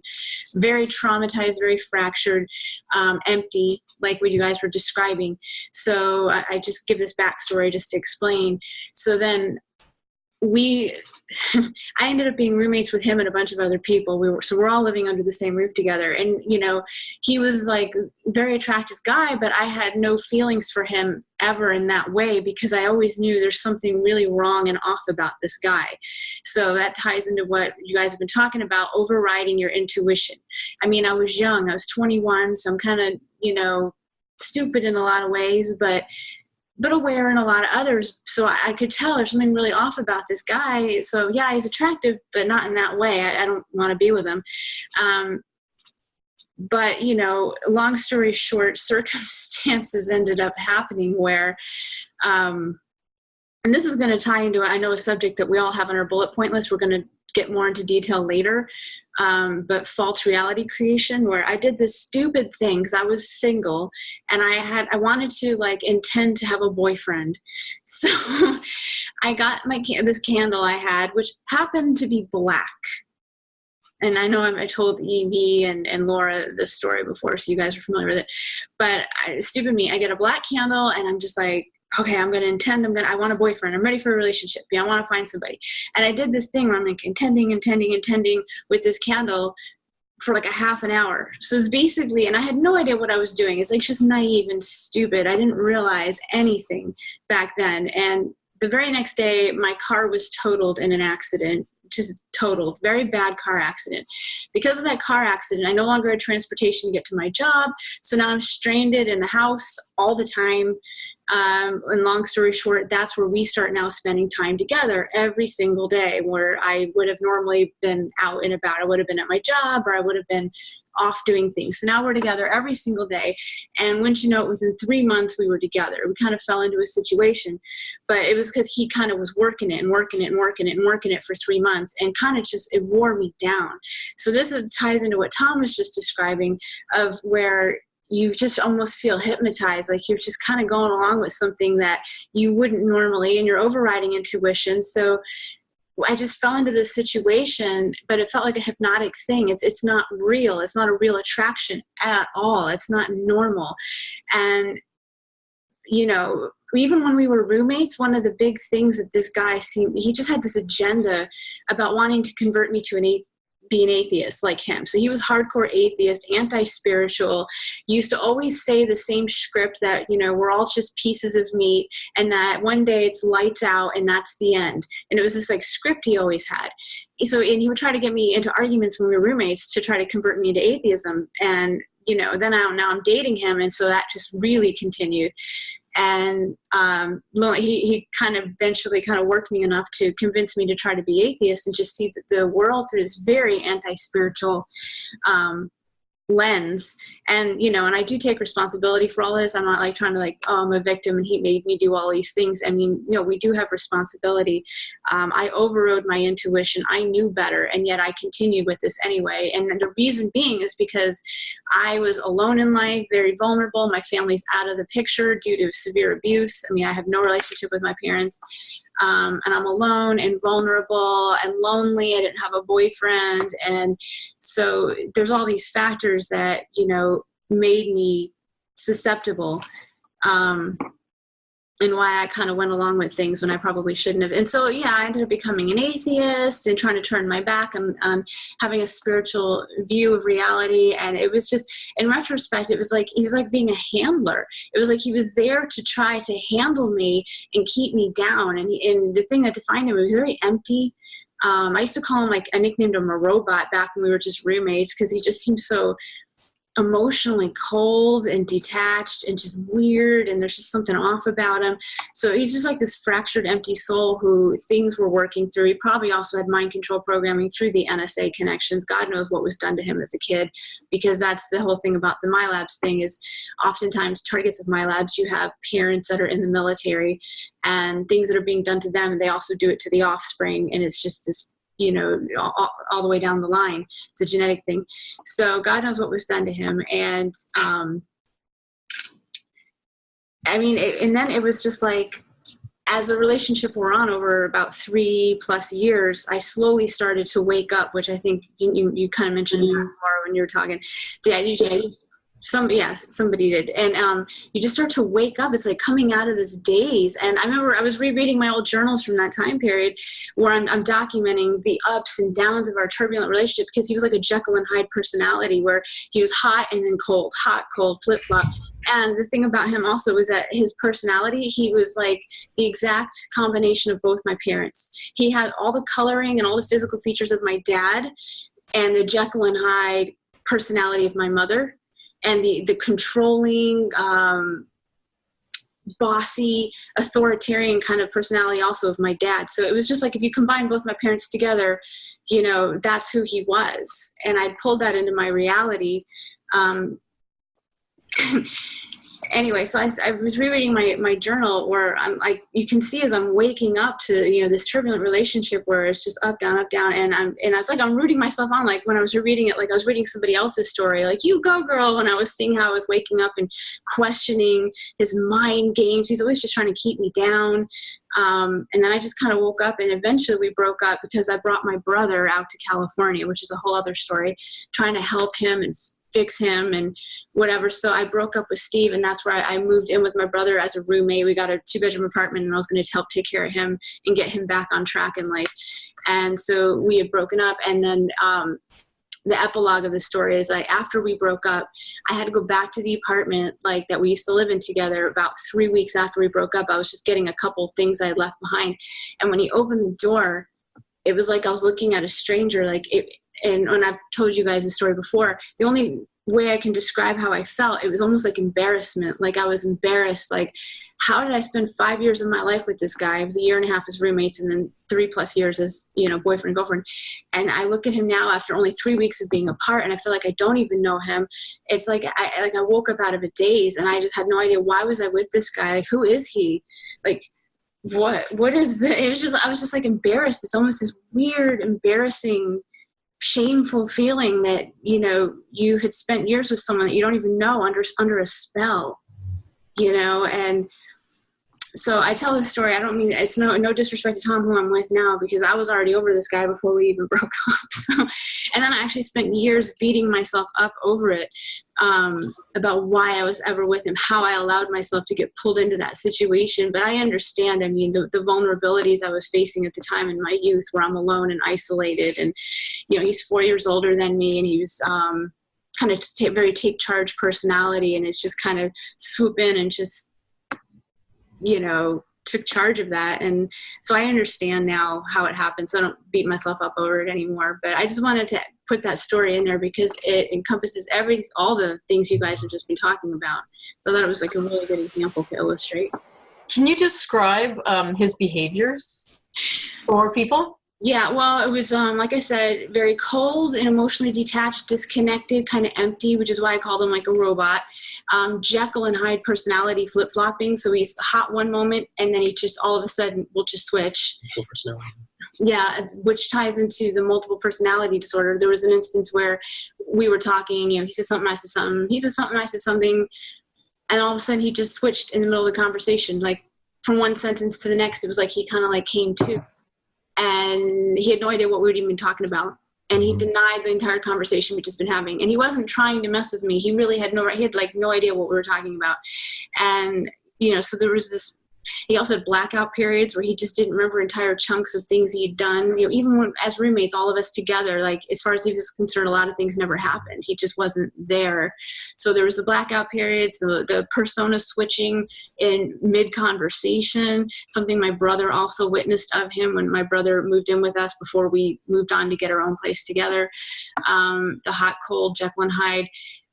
Very controlling, and just seemed to operate with an agenda to try to, my case, it was to cut me off from all things spiritual, metaphysical, which I was involved with before I was with him. I was the person who always had the tarot cards and, believed in psychic abilities, and I always had all my experiences with that. And, was just in tune with that sort of thing and interested in it, had researched it since I was a kid, and, is something my family discussed. And then along comes him, and it's just like trying to stamp that out and get me to stop with that and just be empty, which is why after we broke up, like I talk about this in my book, his only big complaint about me that he could come up with, and it was said with such disgust and disdain, was that, and you were never really an atheist. Like he was just like, how dare you? Like you just pretended to be an atheist for me, and I can tell that you're not really. This is like this huge indiscretion on my part. Like of all the things that I guess, not that I did anything, it's not like I cheated on him or did anything, but that was his biggest complaint that he could come up with. So showing that there was almost like an agenda, that was the number one thing, was to just get me to be an atheist and, be anti-spiritual at all costs. And it just infuriated him that apparently it was, the mission had failed. I think that that basically ties into what I experienced as well, or many of us who are targeted. It's not just, there's the psychic, emotional, sexual feeding, or the luge they feed off of the friction and the conflict, but also to push us off of our path, to kind of, destroy us or what we're meant to do or be or whoever, right? So I can definitely relate this in my experience as well, especially after the relationship. It was already over, but still the chords connected, and I was dealing with some public attacks. It just put me in a downward spiral, and all the shame and guilt came up of I even had suicidal thoughts, which I'm never really suicidal tendencies, but just visions of like holding a gun against my head or hanging myself, and just even wanting to delete my blogs and films. It was just all part of like this whole mechanism, and I feel literally like something in my third chakra, this sense of my will, self-power, right? And which ties in again what Tom mentioned, which is really, really important, what I realized too, with about intuition, right? And because looking back at my experience, I can totally relate to what Carissa says. I was rereading my blog the other day, which I had my experience, and almost like a past life. It's like, holy shit, I can't believe, like I've healed myself. I feel so good and learned my lesson. These are just also, I feel like initiations in a sense, right? To help us, if we work through it, it makes us stronger, right? But, looking back, the red flags were always there. I was just not acknowledging them because I wasn't trusting myself. The lack of healthy self-love, and and then I remember Eve, you were writing in your book Dark Side of Cupid also about red flags, right? And why people don't listen to the red flags or their intuition. That ties into our own childhood wounding, how we've been diminished, put down in our whole society, and schooling doesn't nurture that part of ourselves, I will say that, like you said, Bernhard, that it's a learning lesson. There's always something positive to be gleaned from anything negative that happens to us, for the most part. And in this case, because I was with such a terrible guy, it taught me a lot of lessons. It made me become aware of the fact that I was attracting in things that I was familiar with. I mean, being abused by your parents physically or verbally and emotionally, it's no fun, but it becomes all you know.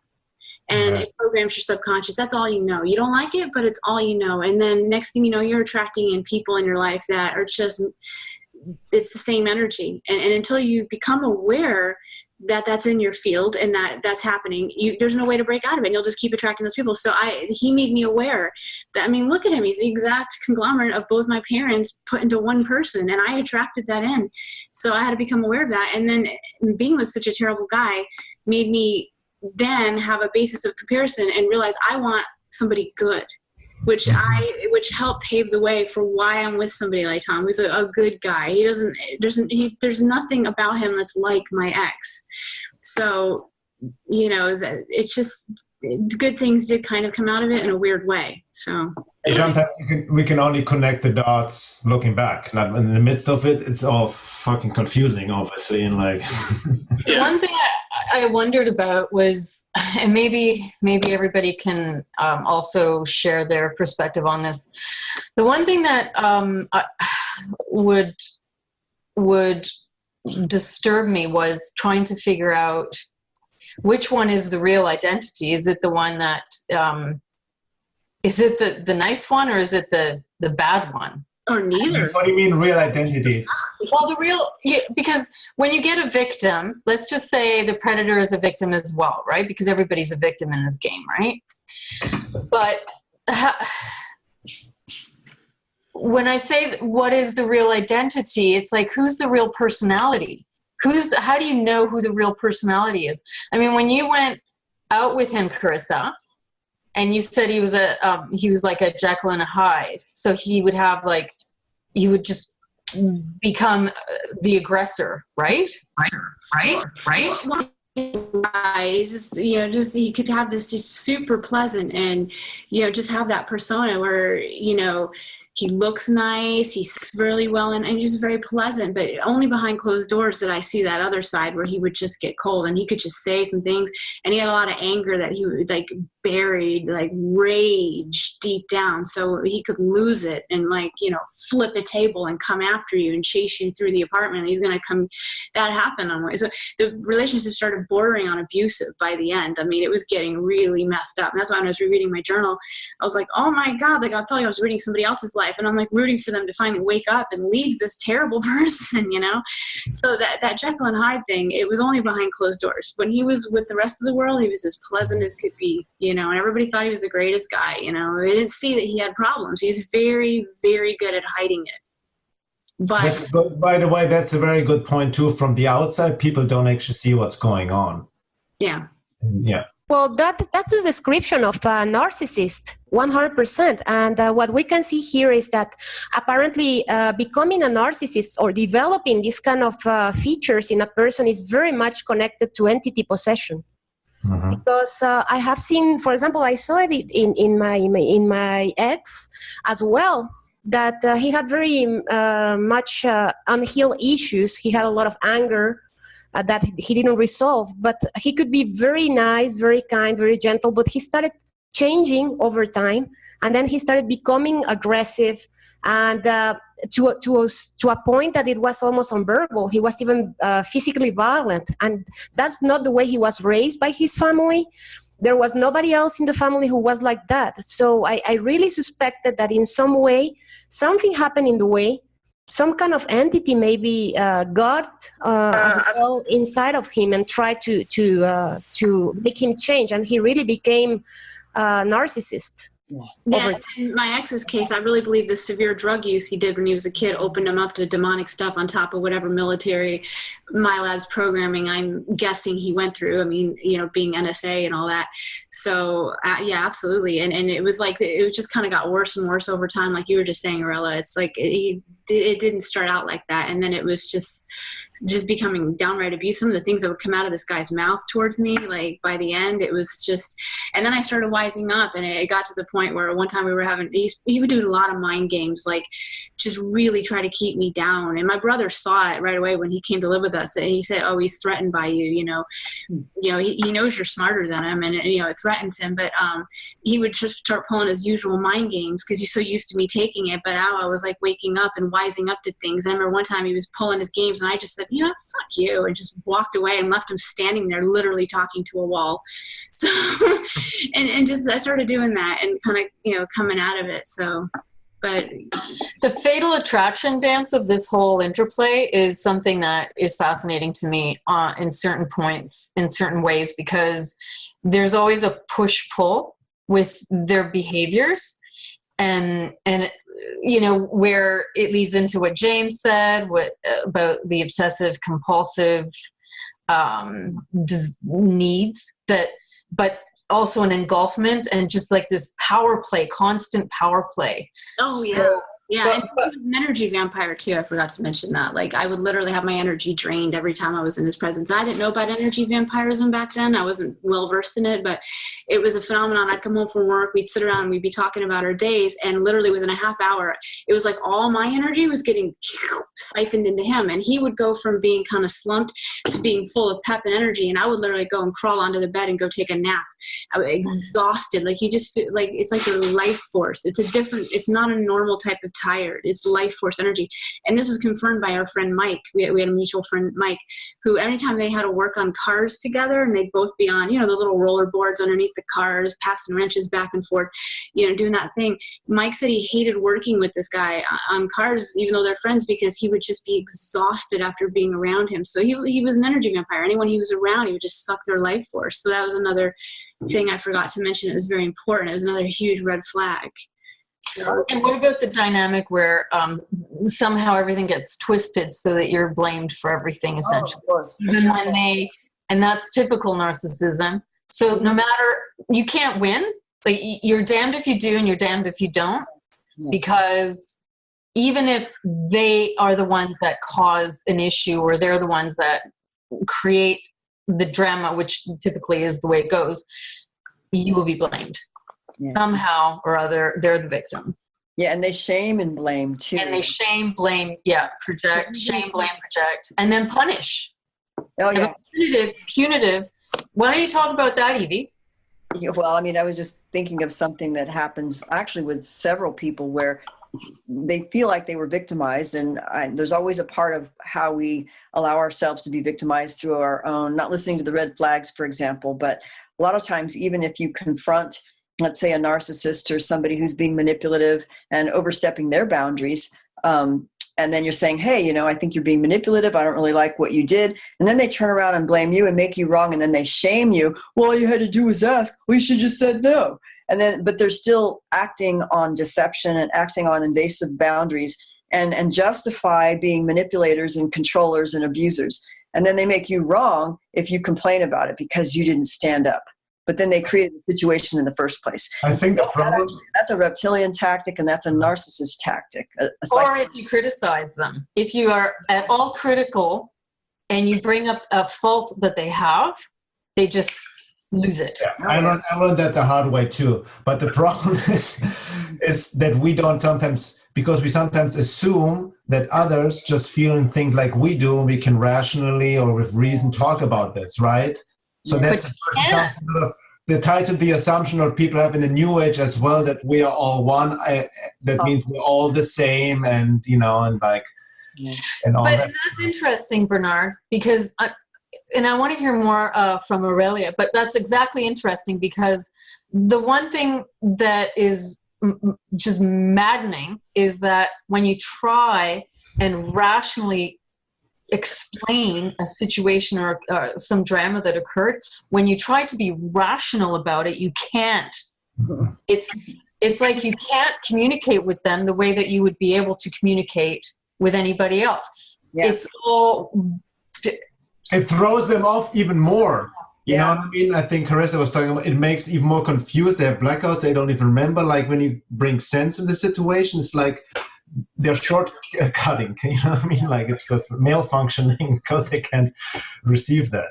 But they can't communicate it. And that's one of the things I learned where, I went to therapy and did a lot of schooling to get my degree and everything. And one of them is communication skills and learning how to communicate to do problem solving or conflict resolution or compassionate communication. But with people who don't, quote, play by the rules because they're by nature psychopaths or narcissists or they're hosted or run by something, they can't play by the rules because they never play fair. So they always twist and turn things. So it's really hard actually to communicate clearly with someone like that unless you have absolute evidence and you're doing it in front of a third party, and then they might back down because they don't ever want to be exposed for what they are and what they're doing, because there's something inside them that actually really knows. It's not always running. And I don't think they can always tap into their core emotion either. I think that's part of the symptomology of their design is that there's so much trauma there that they have to have all these masks. Mm-hmm. And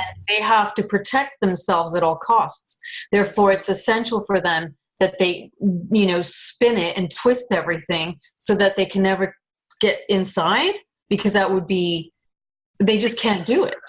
Yeah. It's almost like it's an unbearable pain for them or something. Like they can't have that level of realization or connection with themselves, which it makes me think again of what Carissa said, that feeling that they have that they're empty.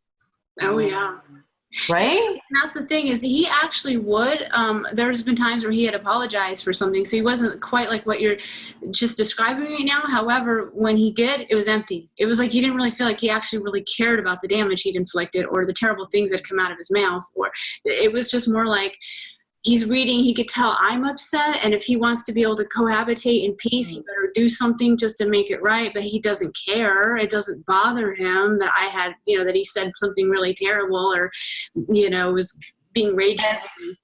And that's the distinction right there, because I think when you have a person who's genuinely tormented and tortured and fractured, let's say, and being run by something within them, if they're genuinely sorry, and if you see that they're genuinely sorry and they just can't control certain reactions that occur or certain puppeteering, then I think that's a way to see that there is a distinction between that and a real predator. Oh yeah, he was just empty. I mean, by the end of the relationship, he'd had this new tactic where he started to talk to me all the time like I was 5 years old and really stupid, like just a really dumb 5-year-old, like a father talking to a little kid. And I was like, where is this coming from? And his eyes would just be empty while he was doing it. The same way his eyes were empty when he'd be reciting these scripts all the time. Like he's just like an empty vessel that was just filled with whatever stuff wanted to fill him with, and whether it was scripts or okay, now you got to treat her like this or try this tactic, just treat her like she's a stupid 5-year-old. And then by that point, then the relationship was over. That was the end of that. But it's just interesting to look back at that with everything I know now and see it with the new eyes, where at the time I was like, what is this? Like, what is happening? So, and I realize he is a victim in this. I saw pictures of him as a little boy, and like everybody, he was a cute and innocent little boy. And I think terrible things were done to him that nobody deserves, and he was severely fractured, and I think it's like his soul just exited stage left. It couldn't handle it anymore, and he was taken over by and so he's a victim in it too. And that's a healing, like it would be great if we could focus on healing on both sides, like not just because they're victims as well. So it's there's hope for everybody. I don't believe anybody's fully ever lost. It's just how much they're willing to work. Yeah, and they do have to be willing. I mean, Yeah. there's so many factors. Like I know that with the severe abuse, a lot of times with the fracturing, and let's say if they're in one of those families, right, that they're already what I call their underborn rights. They're under somebody who's NSA, aerospace, military industrial complex, or Illuminati bloodline.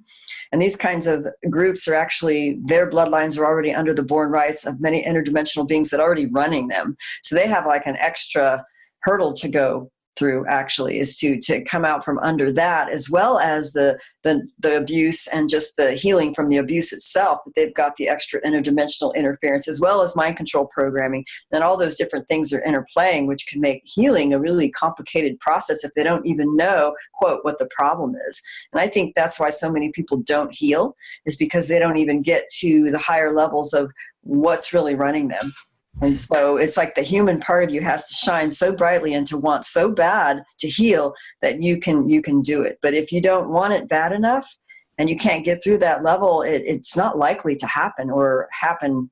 It'll take a really, really long time, many lifetimes, you know? I think that also ties into how a lot of people, especially in this day and age, go into like spirituality, fringe topics and new age and yada, yada, but don't have like just the basic foundational knowledge and application of basic psychological self-work, you know, just basic understand shadow projection, basic childhood wounding, all the stuff, how we, you know, sometimes attract a partner that is a shadow aspect of our parent, you know, and seek love outside ourselves, and yada, yada. Like these, like basic things of psychology, which are very much needed to help to turn off the food source, so to speak, right? Absolutely.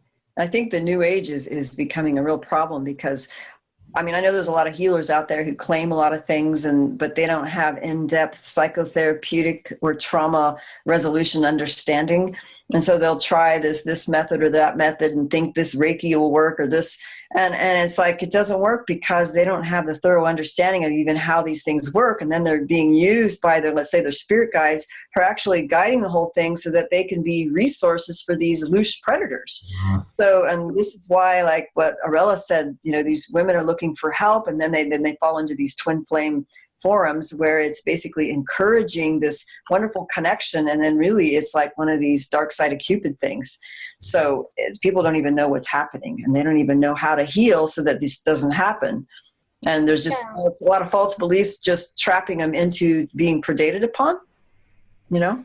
Yeah, exactly. Actually, I see a lot of people that they prefer to go to New Age healers, and many of these people, they don't even have a degree or have not even studied psychology or have a little bit of, let's say, background or information about how to do things. They just basically do the Reiki or the other techniques, and it's just passing by entities from one person to another and from one person to another. It's like going to a hospital and getting the flu and all the virus, you know, when you go to these healers, because they really don't know what they're doing. They are giving you meditations and things to do, and let's invoke this deity, and let's call for this angel, and let's connect to this. And they're just making people become parasited instead of healing. So normally to all the ladies that contact me, I say, you have to find a good psychologist, but a clinical, who won't get maybe too much in the spiritual. The spiritual, maybe you can do it yourself, because we cannot get into the belief of people and say, well, you have to believe this or you have to do this prayer. That's very personal, and they have to get to that through their own.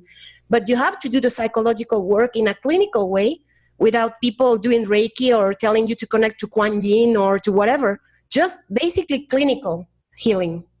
Thank you. I agree.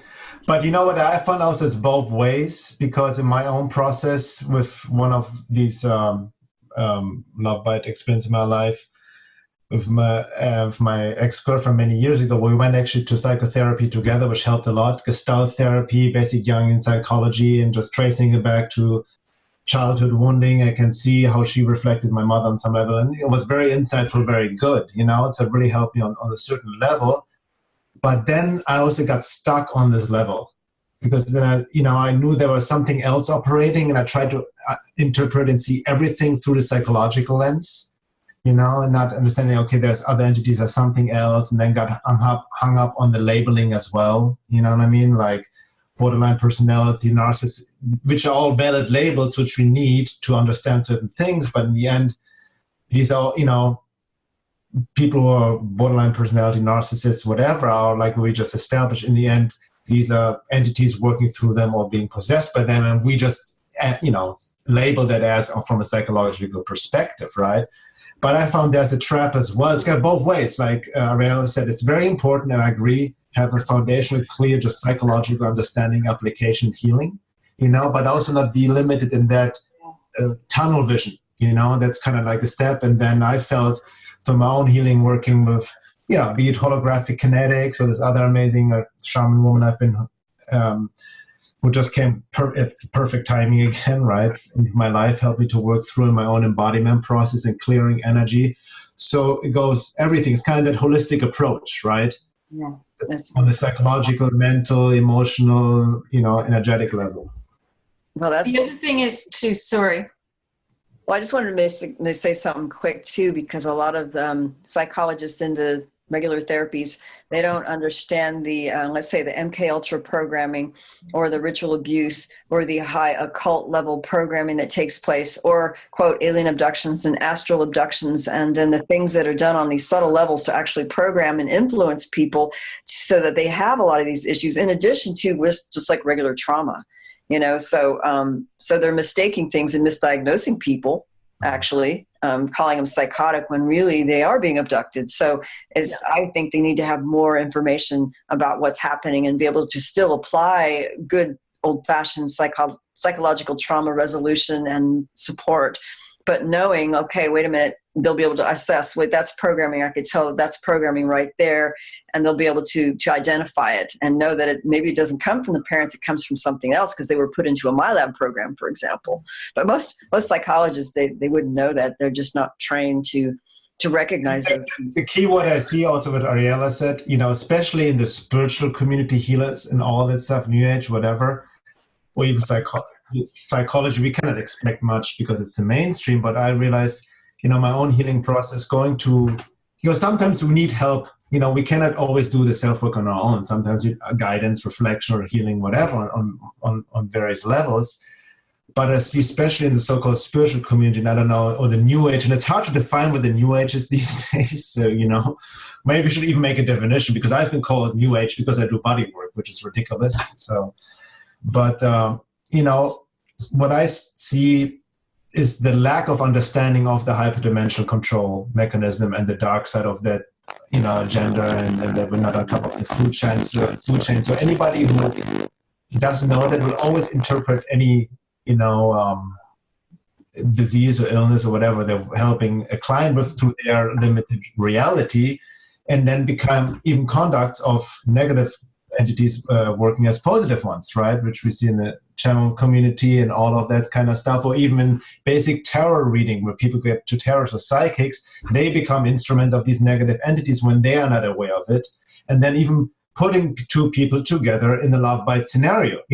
Most people go to psychics and tarot reading for relationships questions, right? I mean, that's, I think, Exactly. Actually, there's people who are willing to pay a lot of money every single day or every week to get a tarot reading and to know what's going on and all that, instead of paying that money maybe to go and figure out why they are so eager to get that person, right? Right. Very good point. Yeah. The other thing too is that I like what everyone's saying about having clinical psychological therapy in order to get to the core wounds, and combining it with the spiritual knowledge and with the knowledge of these hyper dimensions that are utilizing everyone in so many different ways so that we can recognize what's going on in our own lives. The danger, however, sometimes is when a person knows that they're possessed and they know that they have these traits and they're doing damage, that sometimes they can use that as an excuse as well. So really what it boils down to is, at the end, the more knowledge, the better, but the person just needs to have to want to do it on their own. And they really need help without excuses and justifications for their bad behaviors that are damaging. So that ultimately is huge. So, and there are, I'd just like to add something. There are telltale markers which differentiate whether you call it the alien love bite or the dark side of Cupid, etc., from normal interpersonal relationship issues. And Eve has done a lot of work in this regard, and she's listed a number of these aspects. For example, shared dreams. And when we're operating on that energetic level, where we're in the same dream pool, if you will, with another person, all of these connections are intensified. So when one begins to have shared dreams with the other person, when one begins to have shared psychic experiences, almost to the point of telepathy, where they not only can feel what the other person's feeling, other person's thinking about me, they're feeling sad, something's going on with them, I need to call them, right? There's a whole laundry list of these kinds of symptoms, symptomology, if you will. Like another very common, at least in the old days, scenario would be the two targeted individuals would find themselves either in a very real, seemingly real stage-managed dream, or in an actual environment where they seem to be in like a hotel room setup, where there's like a double wide bed, there's white bed sheets, there's the stereotypical hotel room lampshades and lamps, and they're there and they're expected, and they may get the arousal mechanism activated between the two, and they may begin acting out and having intercourse, whatever the case may be. So these are things that differentiate what we're talking about from quote unquote average normal interpersonal relationship issues. There's a supernatural, if you will, a spiritual dynamic which tends to intensify all of these feelings. And again, we're resonators of emotions, and this is all about energetic harvesting and emotional harvesting. So these archontic parasitic beings have no qualms about doing whatever it takes to rev up these emotions within us, whether it's through technology, like Tom was pointing out earlier, technology, through frequency modulation, energetic or physical implants, whatever the case may be. Our emotions could be dialed up and down on a whim. And so people have to understand that this is a dynamic that if one were strictly to look at it from a psychological standpoint, they would come up lacking.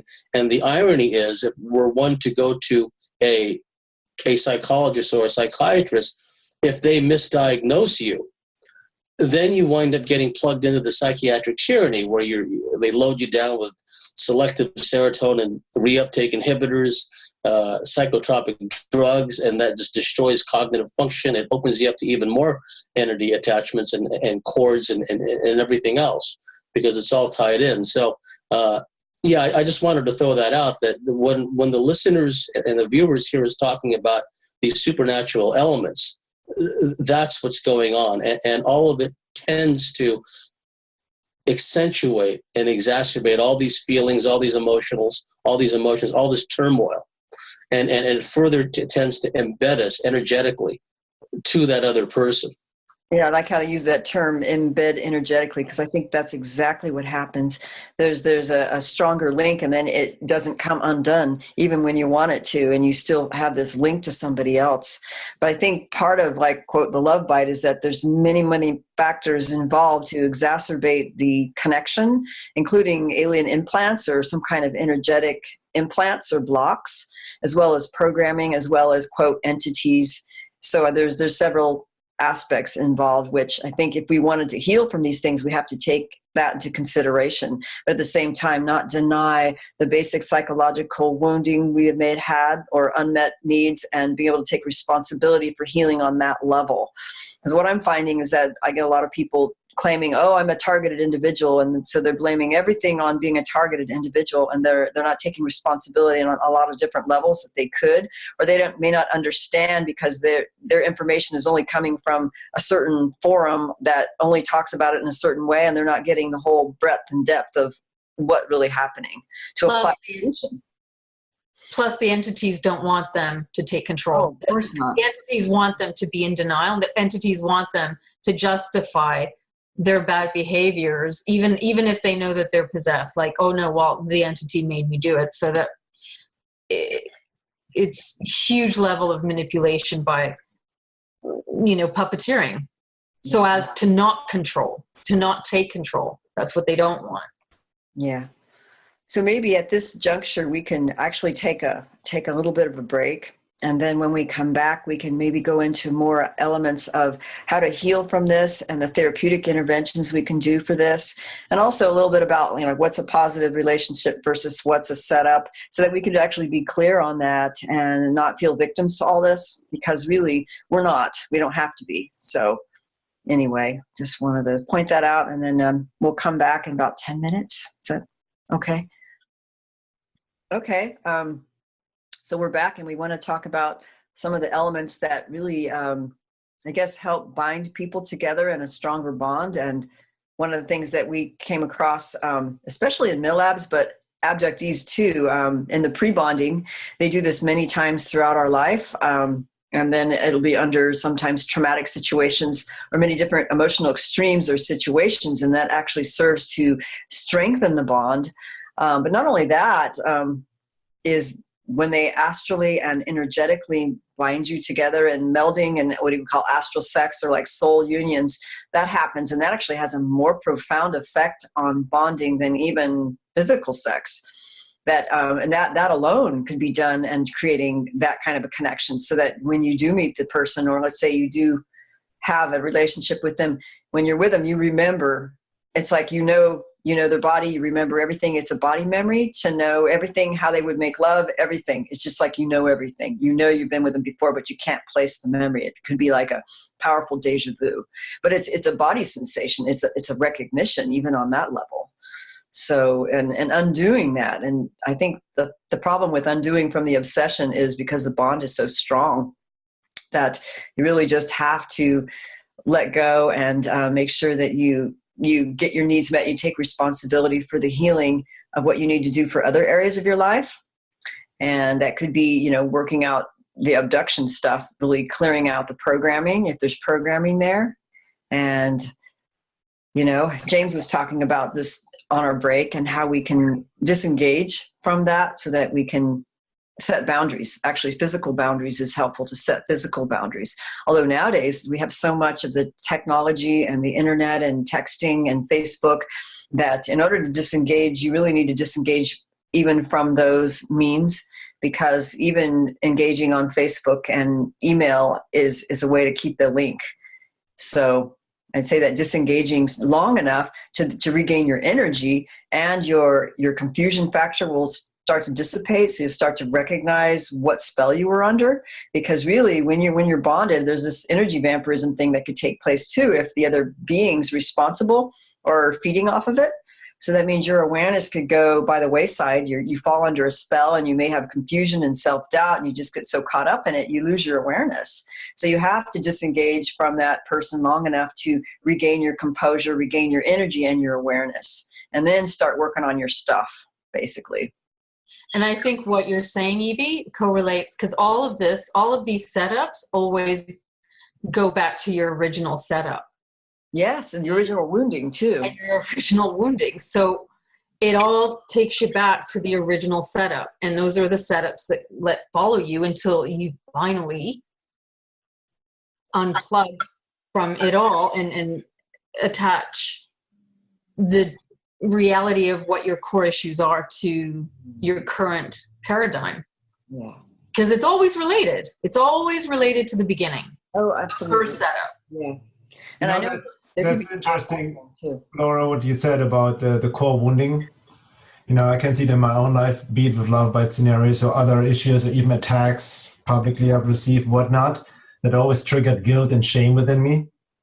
Just diminishing myself, always this solar plexus, third chakra, which is like the self-worth, the will, So that was always triggered, and like I was even basically what was behind it, not diminishing my own trust into myself, be it even engaging with certain groups and people when I see red flags, but not really trusting because they must know better. And, and all these kind of things, or not trusting my intuitive insights when doing a love bite scenario, even while it was happening, or even just before it was happening, because not truly trusting that deeper intuitive knowing, which I also want to point out is not just not just an emotion, but it's really like a deeper embodied knowing. Like there's actually clarity in these moments, but then the programming or whatever kicks in, not trusting that, the emotional override, the sexual override, all of that, and the confusion, and then sometimes what also relates to being gaslighted, that, blaming you or questioning your own experience, right, and projecting it back onto you. And the altered states. I mean, I had an experience where literally they induced so much melatonin in my brain in the middle of waking. Like, I have a hard time sleeping as it is. Melatonin is not in large amounts in my brain. But when they wanted to knock me out, when I was coming to realization and really suddenly I was flooded with melatonin, and I just, almost just passed out unconscious. So they can cause things like this in us. They can induce chemicals in our bodies, in our hormones, or our adrenals, you name it, and manipulate us. And then our alters step in, because a lot of this is it's all altered states that we're operating under without knowing it. So, and they can induce any chemical they want, including the, the desire to want to be injected by it when love equals pain. It's like you're in this and love equals pain. That's not logical.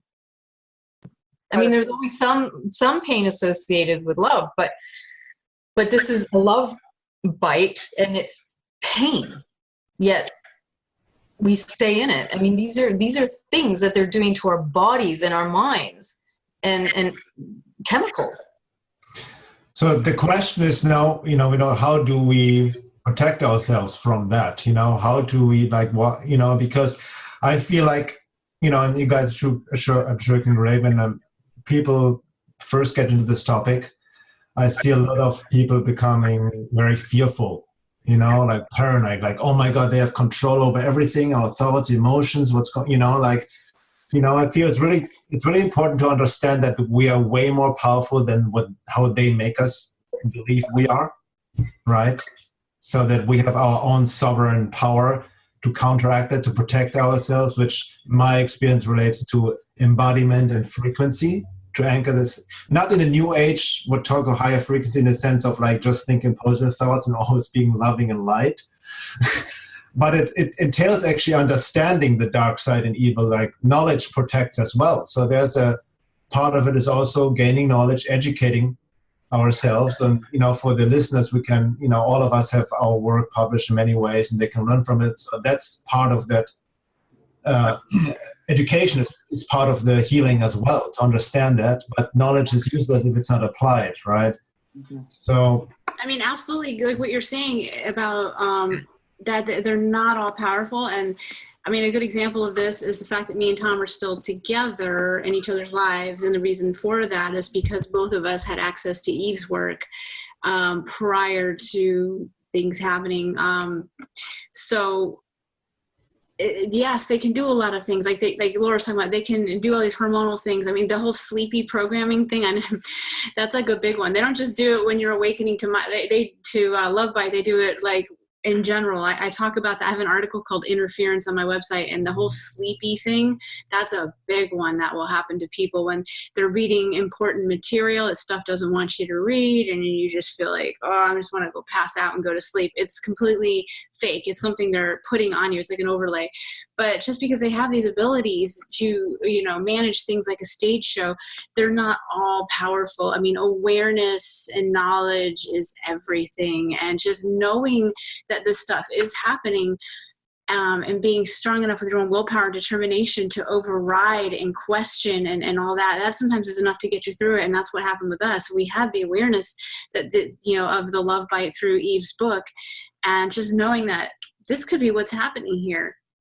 That was a, you know, with our own ability to push back, that's all it took, you know. So they were trying all these shenanigans, like it's like textbook. It's like you run down the whole list of everything Evie talks about in her book. It's like they tried everything, and here we are, you know.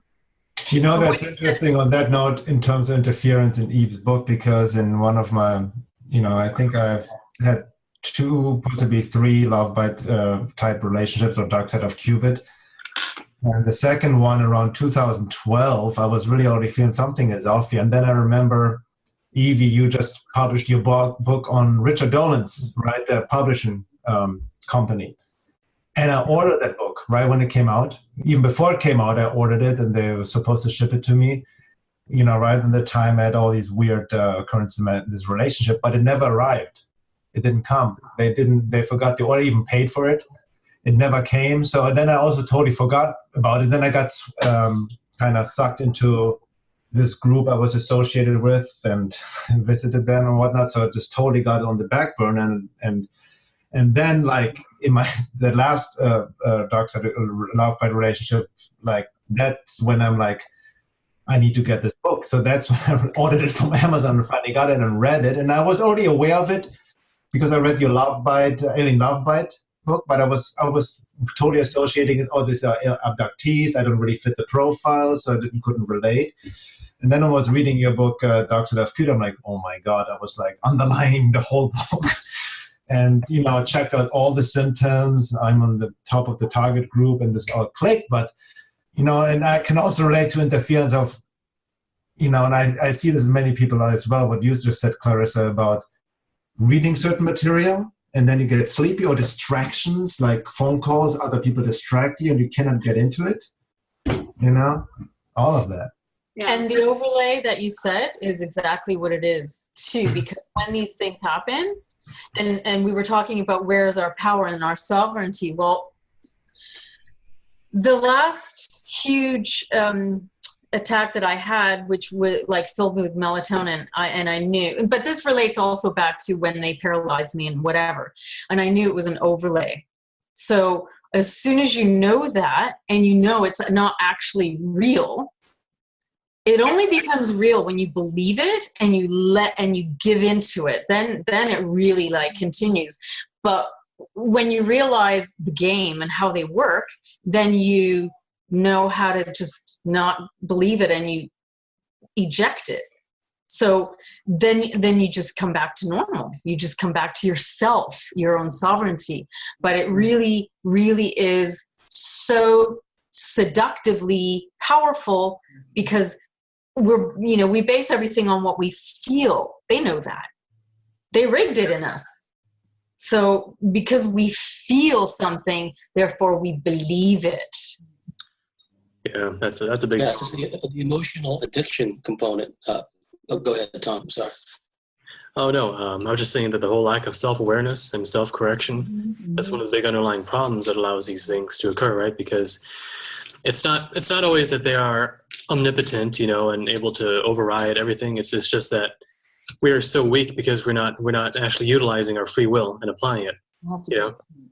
Because if you're not aware of something, I mean, to take the strongest man on earth, if he's not aware of something, of a mouse, right, he's not gonna be able to do anything about it, right?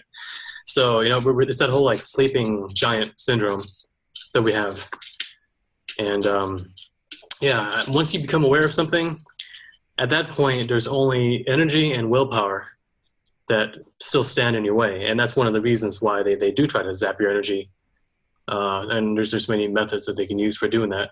Because if your sleep deprivation is one, another is having someone in your life, or just having entities around you set up in your apartment, at the etheric level. They can actually plug into your etheric body and start siphoning off energy. So that can also cause a person to get gradually weaker and sicker and more tired over time. Then that's a typical infestation type situation. So once you become aware of it, ignorance, lack of energy, and lack of willpower. Those are, my book, those are one of the only three things that keep people trapped. And if they can get over those three things, then they can buck pretty much almost anything. Yeah, the willpower is like really important. In fact, that's one of the things that actually connects you with your highest power is the will. And if you just want to do it, and if you just want to heal, and if you just want to be able to be willing to know that, okay, maybe I have some blind spots, and it's kind of like a humility and a willpower that connects you with the spirit, your higher power, to actually take charge and start showing us what the truth is. And so, but the energy thing is definitely important. I think that's why we need to disengage and set boundaries from, let's say, the love bite person or somebody who's trying to distract you. So you could have at least some peace and some solitude, enough to rebuild your energy and awareness so that you could start really connecting more with that spiritual component. And that's really important. It's the willpower and the ability to be humble.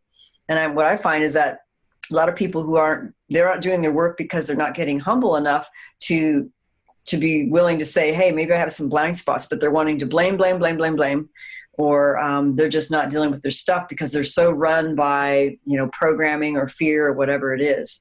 So really willpower is so important, and that's all you really need. It's interesting that about willpower, because you mentioned your book, Dark Side of Cupid, which I've experienced as well, which I said before, that they target the solar plexus, the third chakra, which is the sense of will, your own willpower, basically, which they try to sap to diminish you, you're not sure anymore, and with boundaries. So it's so true, because in my experience, the hardest lesson in my life has been actually to say no without feeling guilty or shame, oh my God, I say no, saying no without explanation, having that boundary, getting over that new age programming of just always make nice and be nice and work things out, and sometimes no, and using anger, because anger, which also has been demonized as negative in the new age, using it, because when you experience anger, it's actually your body is experiencing a violation of a boundary. Yeah, exactly. That as an energy to set your boundary, to kind of back the fuck off. This is exactly. Actually, that's something that happened to me when I finally decided to heal from all this. Is that in my dreams I was able to wake up in the dream. That's something that I was reading on Evie's blog. That it's a technique and it's very useful, but it happens spontaneously. I was not actually learning how to do that, but I remember I started saying, no, well, this has to stop. I have to heal. I have to empower myself. I have to stop being fearful of these entities. And when I was going to bed in the night, I was very scared of the dreams, and I had nightmares and all that. And finally, I was able to wake in the dream. And I was even able to confront them, because they were always staging these kind of scenarios where, for example, I hate to see, for example, children suffer, and they would put scenes of dead children and things like that to really scare me off, or try to recreate fights with people from my family. And then one night, I remember that I was like, stop. You have to think that this is a dream. They're staging you. They're here. They're staging the dream. And then I started confronting all the people who was in the dream. And I said, where is the handler? Where is the person handling this dream? Until I finally found the person, they kind of changed. And I saw that they looked like a gray alien. And I said, well, now you have to stop. I'm not going to fall for this anymore. And you cannot meddle in my dreams anymore. And they were like, oh, okay. And basically after that, my nightmares stopped. That's awesome. Wow. Yeah. Great. It's funny you had that experience, because I remember I was doing lucid dreaming practice for a while, and then would, do experiments on, asking the dream characters which ones were actually projections of me. And I was able to tell which ones were projections of me, but then there was always a watcher somewhere. And then I knew the watcher that was like the trickster was actually another being. It was like the stage manager, So, and facing the fears is good too, if you can do it in a lucid dream, but it's hard to get lucid, but that's one way to do it. Another thing that kind of relates to what we're talking about is with the awareness and the willpower, just something really quick, and it kind of ties into this mentioned earlier about how do you tell a real relationship from what's going on with Love Bite, is when me and Tom were first coming together. We had a lot of interference in a lot of ways, but one of the things that would happen, which is one of the checklist traits of a love bite situation, is that we would feel energetically drained in each other's presences. So he would walk through my front door, because I had my own apartment, he had his own apartment across town. As soon as he would walk through that door, I would just feel sleepy and just drained, and it was happening to him too. we didn't know because we weren't talking to each other about this. But that's one of those things, and it creates paranoia, especially when you have awareness of the love bite. Now we're like getting paranoid about each other, like, oh, this could be, he's bad news. You know, I feel drained when I'm in his presence. But guess what? He was feeling drained in my presence too. And then there was one night where we were, he was going to come over, we were going to hang out. And it was like I shut off. And I decided I don't want to hang out with him. And I couldn't even tell you why. There was no logical explanation for it. I just felt like I don't want to hang out with him. So I canceled. No, I have things I got to do, blah, blah, blah. And then, so the next night we were going to hang out, and I was going to do that again. I just felt like I don't want to hang out with him. I'd rather just sit here and read my book and not be with him for no reason. He'd done nothing, but it was like I was shutting off. But I realized too, this is a love bite, you know, one of those major indicators. So I overrode that urge to just cut him out and like, no, we're going to hang out. So he came over, and I did what most people aren't willing to do in a relationship, which is I put this out on the table. Like, let's talk about this. Like, let me tell you what I've been experiencing, you know, the energy drain. And then I felt like I don't want anything to do with you, and I just want to cut it off. And then he revealed that it's all been going on with him too. Like, he got an urge to get back in his car and just drive back to Iowa and leave. But he was overriding it and not just acting on it. So we both were going through this. And as soon as we started talking about it and putting it out and then putting the light on it, it evaporated. So my feeling like I didn't want to be around him, it was gone. Like I was back to normal again, which is how I can tell that we do have a true connection. It's in our situation, I think we're two people who were supposed to be together, and there's indicators of that I haven't gotten into. Like on a higher level, there was indicators that we're here with like a plan, things we're supposed to do together, and the negative forces kind of tried to sabotage that, and then became, meddling in the relationship, creating artificial love bite interference, just trying to distract and break us up. But as soon as we put it on the table and became aware, it would go away, and revealing the true nature of the relationship, which is that, there is a true connection there. Yeah, it happened to me too as well. Actually, I would like to share that because it happened with my current partner and I. Before that, I had the love bite experience with the black magician. And I had those dreams where they told me that he was my twin flame and I had to be with him and we were going to do a mission and, well, the works. And basically, it never happened. My intuition told me to get out from that, and it was very ups and downs and all that. And then I found my partner, and it has been the contrary. I started having dreams where they were telling me, he's going to do this to you, he's going to hurt you. And then in the dreams, I would see him, but he was acting like a psychopath. He was hurting other women and beating children. It was so extreme that I said, well, maybe people get confused because they say, I have the dream where he's acting like that. Maybe it's a warning. Maybe they are telling me to get out from the relationship. And just like Carissa, I always felt like, maybe I should not continue with this relationship. I should break it up. But I had no reason because he was not acting mean to me. He was not attacking me or anything. So I think there is some kind of reverse love bite here also. They're trying to disrupt true love. And also what I see with friends and ladies in the twin flame group is that they try to stage the love bite first before the true, let's say, soulmate or the true connection comes in. So what happens is that I have friends who said, well, I'm so much in love with this person and that person is completely narcissistic and it's not a good person with them and all that. And then they part ways and she finally finds a good person who treats her nicely, who really wants to help her, and he's spiritual as well. And she says, no, because my twin flame.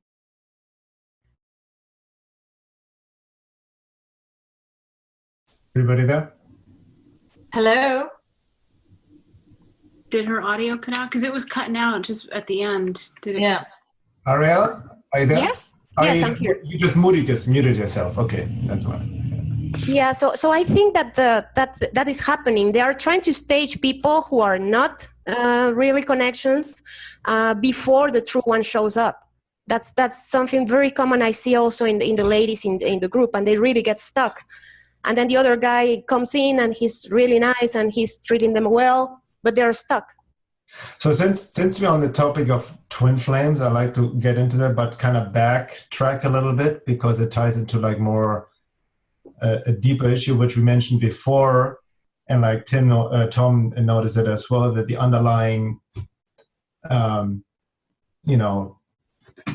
reason why we fall into these traps, so to speak, is because we don't trust our intuition on some level, right? Our inner knowing, the red flags, which, call spirit, is nature, whatever. Spirit is always talking to us and give us guidance and in forms of symbolism or intuitive impressions, bodily sensations that, if we're truly embodied, it's always there. So if we don't trust ourselves, then we get, I see, speaking of my own experiences, if for the reason I didn't trust myself, didn't listen to my intuition, I got myself in this relationship. So I take responsibility for that, until I get the message. How often you have to pick up the phone until you get the message, right? But I see the same now, in terms of, especially in this day and age, there's with the internet, so much information. People are like out of body, in their mental body, like getting information from the internet, just chatting, being on forums. That's all this mental energy, constantly looking for information or outside themselves, not having their own sovereign authority within themselves, right? And we know, this information age, people can learn a lot. It's necessary. It's great to connect with people, but there's a whole dark side. There's a lot of disinformation, the new age, people hooking up on the internet. And then with the twin flame, what I see, I'm not as much involved as you, Arella, in the community, but based on my experiences and having worked with people one-on-one, like, there's a lot of, I guess mostly women, but also men as well, who then use the whole twin flame idea as this extreme romantic projection of the perfect partner. It becomes a complete distortion, and it's just like anything else of looking, for that white knight, who's going to save the day, so to speak. And what I found, it actually ties similar into another topic, which maybe some of us can relate to, about higher density beings incarnated in this day and age with a certain mission profile. Barbara Messiniak's work, the Family of Light, or the Wanderers, and star seeds. And there's maybe some truth to it, right? We can maybe relate to the profile, but I also see a lot of people is this identification with that label. Oh, I'm this, I'm that, and now I'm, special, or just then distorted, or the identification of the twin flame. They get so fixated on the image of the twin flame. I'm like Carissa mentioned it, I think, in our introductory talk last week, and with Laura, I don't like even the word twin flame anymore. It's just if there's a genuine, deeper connection, soulmate, however you may want to call it, it will happen and reveal itself in your own time, as long as we stay true to our path, do the self-work, gain knowledge. Like in the example with Tom and Carissa, it happened without the need of this twin flame box attachment, so to speak, right? So I that's just my own personal opinion. I'd rather have people get away from any of these labels and identification, and just work on the very basic level, and working on themselves, gaining knowledge, working their path, learning to trust themselves, their own intuition and their own inner knowing, and that will then bring people together who are meant to be together anyway. Exactly, Bernhard. That's very important what you're saying, that it became a label. Actually, I'll speak it to you basically definition, because all this twin flame came from Elizabeth Clare Prophet. She used to be a guru and a cult teacher. She had a cult with her husband, and she was also promoting the I am presence. I'm not sure if you have heard about that. Well, the I am presence is basically the higher self. And it was one of the first ones to hijack the soulmate concept, and it made it more complex. Basically what she says, I'm going to read from her website, it says, the twin flame or perfect love is born out of the original white fire ovoid. This is an ovoid of light in which you are created in the central sun, the highest concentration of pure spirit in the universe. God takes the ovoid and he makes out 2 spheres of light, and each sphere looks like the causal body in the upper portion of the chart of your real self. We descend into the lower octaves, we separate from our twin flame. We lost that physical manifestation of the divine counterpart in heaven, and then we began creating obligations with other partners. And this is why embodiment after embodiment, we're married to different people. Some may be soulmates, some karmic relationships. And hopefully we will be able to do the best and share a love that will achieve a particular purpose and also balance karma. And the goal is to balance that karma, become purified on the path of the Holy Spirit, attain reunion with God and the twin flame, and climb back up the ladder of life to the source. When you see that Elizabeth is clearly making the distinction between twin flames and soulmates, living soulmates as something that is in between partners and until you find the twin flame, and that the twin flame is the highest award you can ever expect. And this is what makes women and also some men to cling so much to this concept of the twin flame as, you know, the perfect love and not being able to be with anyone else. And basically when she printed her book, she was offering teachings on how to connect to the higher self and to the twin flame. And which the first step is doing some kind of meditations. And I think it works by granting permission to be interfered when you do these meditations, because the entities also, I think they also need to respect in some way free will. And if a person does a meditation, maybe that means that they want to get in touch with these entities. So of course it's a deception and they pose as the higher self or they pose as a twin flame. But basically there has to be some kind of new age activity that triggers your consentment to be interfered. That maybe ties in what maybe Tom, you can talk about it. You, Carissa, mentioned that before about false reality creation. Oh. People try to manifest. I mean, I see this a lot happening. People trying to manifest the perfect partner. Yeah, definitely. It's a big issue because we all know that our minds are pretty powerful. You know, I've had experiences in my own life where I had to watch my beliefs and had to watch my emotions because they would actually attract in corresponding experiences in really improbable synchronistic ways. Now, you know, if you're trying to manifest something pretty innocuous like a parking spot, you know, that's not a big deal. But once you start trying to apply that towards an actual partner that you're going to be with for years, you know, if not the rest of your life, that's a really big deal. And I think the problem that happens is if you want something at a time when it's not going to be good for you, like it's not in your best interest. So like what if part of your pre-incarnational plan, if there is one, is that for the next 5 years you're going to be focusing on these different projects and self-growth things, right? But you get kind of selfish and kind of lonely and you want one right now. You want to have a boyfriend or girlfriend right now and you want it to be like this or like that. And you pull it in so hard that you actually deviate off your optimal path. Okay. And now the thing is, like, you know, different people have this ability to different degrees depending on how much energy they have or other variables that I'm not even aware of. But I think it's possible to pull in something that is so not allowed or that is not so part of the main timeline, I guess you could say. It's almost like you're pulling in this distant strand of the timeline and weaving it into the main timeline. And this thing that you're pulling in isn't even 100% real reality because it's not even something that was originally supposed to be. So it's almost this cut and paste kind of thing that doesn't quite merge, doesn't quite match with what's supposed to be. So it's a somewhat irreality that you're manifesting. Now the question is, what is the energy that's inhabiting this irreal thing that you pulled in?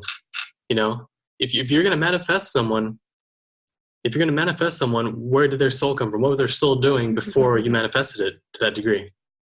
And then the question is, what if there isn't much of one, or what if there is only a little bit? Now, in the actual examples that I've looked at, people have written me, you know, some examples that we've seen, and it doesn't have to be like partners. It can be certain friends or just people that you pull in. In the worst cases, what happens is that person is almost like a placeholder, is like an empty vessel in a way. And not only are they animated by your energies because you're the one who pulled them in, but there's also an empty spot in there where something else seems to fill it. It's almost like they're a finger puppet, and you got your finger there, and something else has got its finger in there, and so they mirror you in extremely strange ways. It's almost like they're a product. It's almost like you're having a dream, and they're a dream character, and some aspects of them mirror your own subconscious because that's part of the energy that you projected out into this quantum reality that caused them to manifest in the first place. But there's always something strange about them in that they're not just you, there's something else too. And these characters, I don't even have a name for them because this whole phenomenon isn't really being discussed too much. But whatever they are, they tend to be very prominent vessels for dark forces to work through to get at you. And part of the reason for that is because, as Arella said, there's a permission aspect. You know, you signed your name on the ledger of reality saying you wanted this to happen. And even if your higher self and even if your intuition said, oh, that's not a good idea, you did it anyway. And so it's almost like giving away your free will. And so now these other entities that are kind of like lurking around the edges of the whole metaphysical protection bubble, these entities are looking around and say, okay, well, he signed his name there. He created this empty, this vessel, basically rolling out the red carpet for them to kind of come marching through. And so, you know, the whole permission thing, that's another reason why these characters, I guess, why they can do what they do. So yeah, the whole reality creation thing, it can have positive effects. Like in the case of Carissa and I, this is you want to mention that, or maybe? What? Well, the idea how we kind of manifest. Oh yeah, see, because apparently in late 2001, I had a moment where I was just kind of laying around and I was thinking, oh yeah, I'd like to have a boyfriend. It's kind of the same thing I did before, but this time not so, you know, and there's no candle involved. I wasn't like, oh, it was just thinking this, like, oh yeah, I'd like to have a boyfriend. It was like an earnest, kind of innocent kind of thought? Yeah, it was like true reality creation, the way actual true reality creation operates, where I had a thought about what I'd like. I was very specific, kind of had my criteria I was kind of looking for.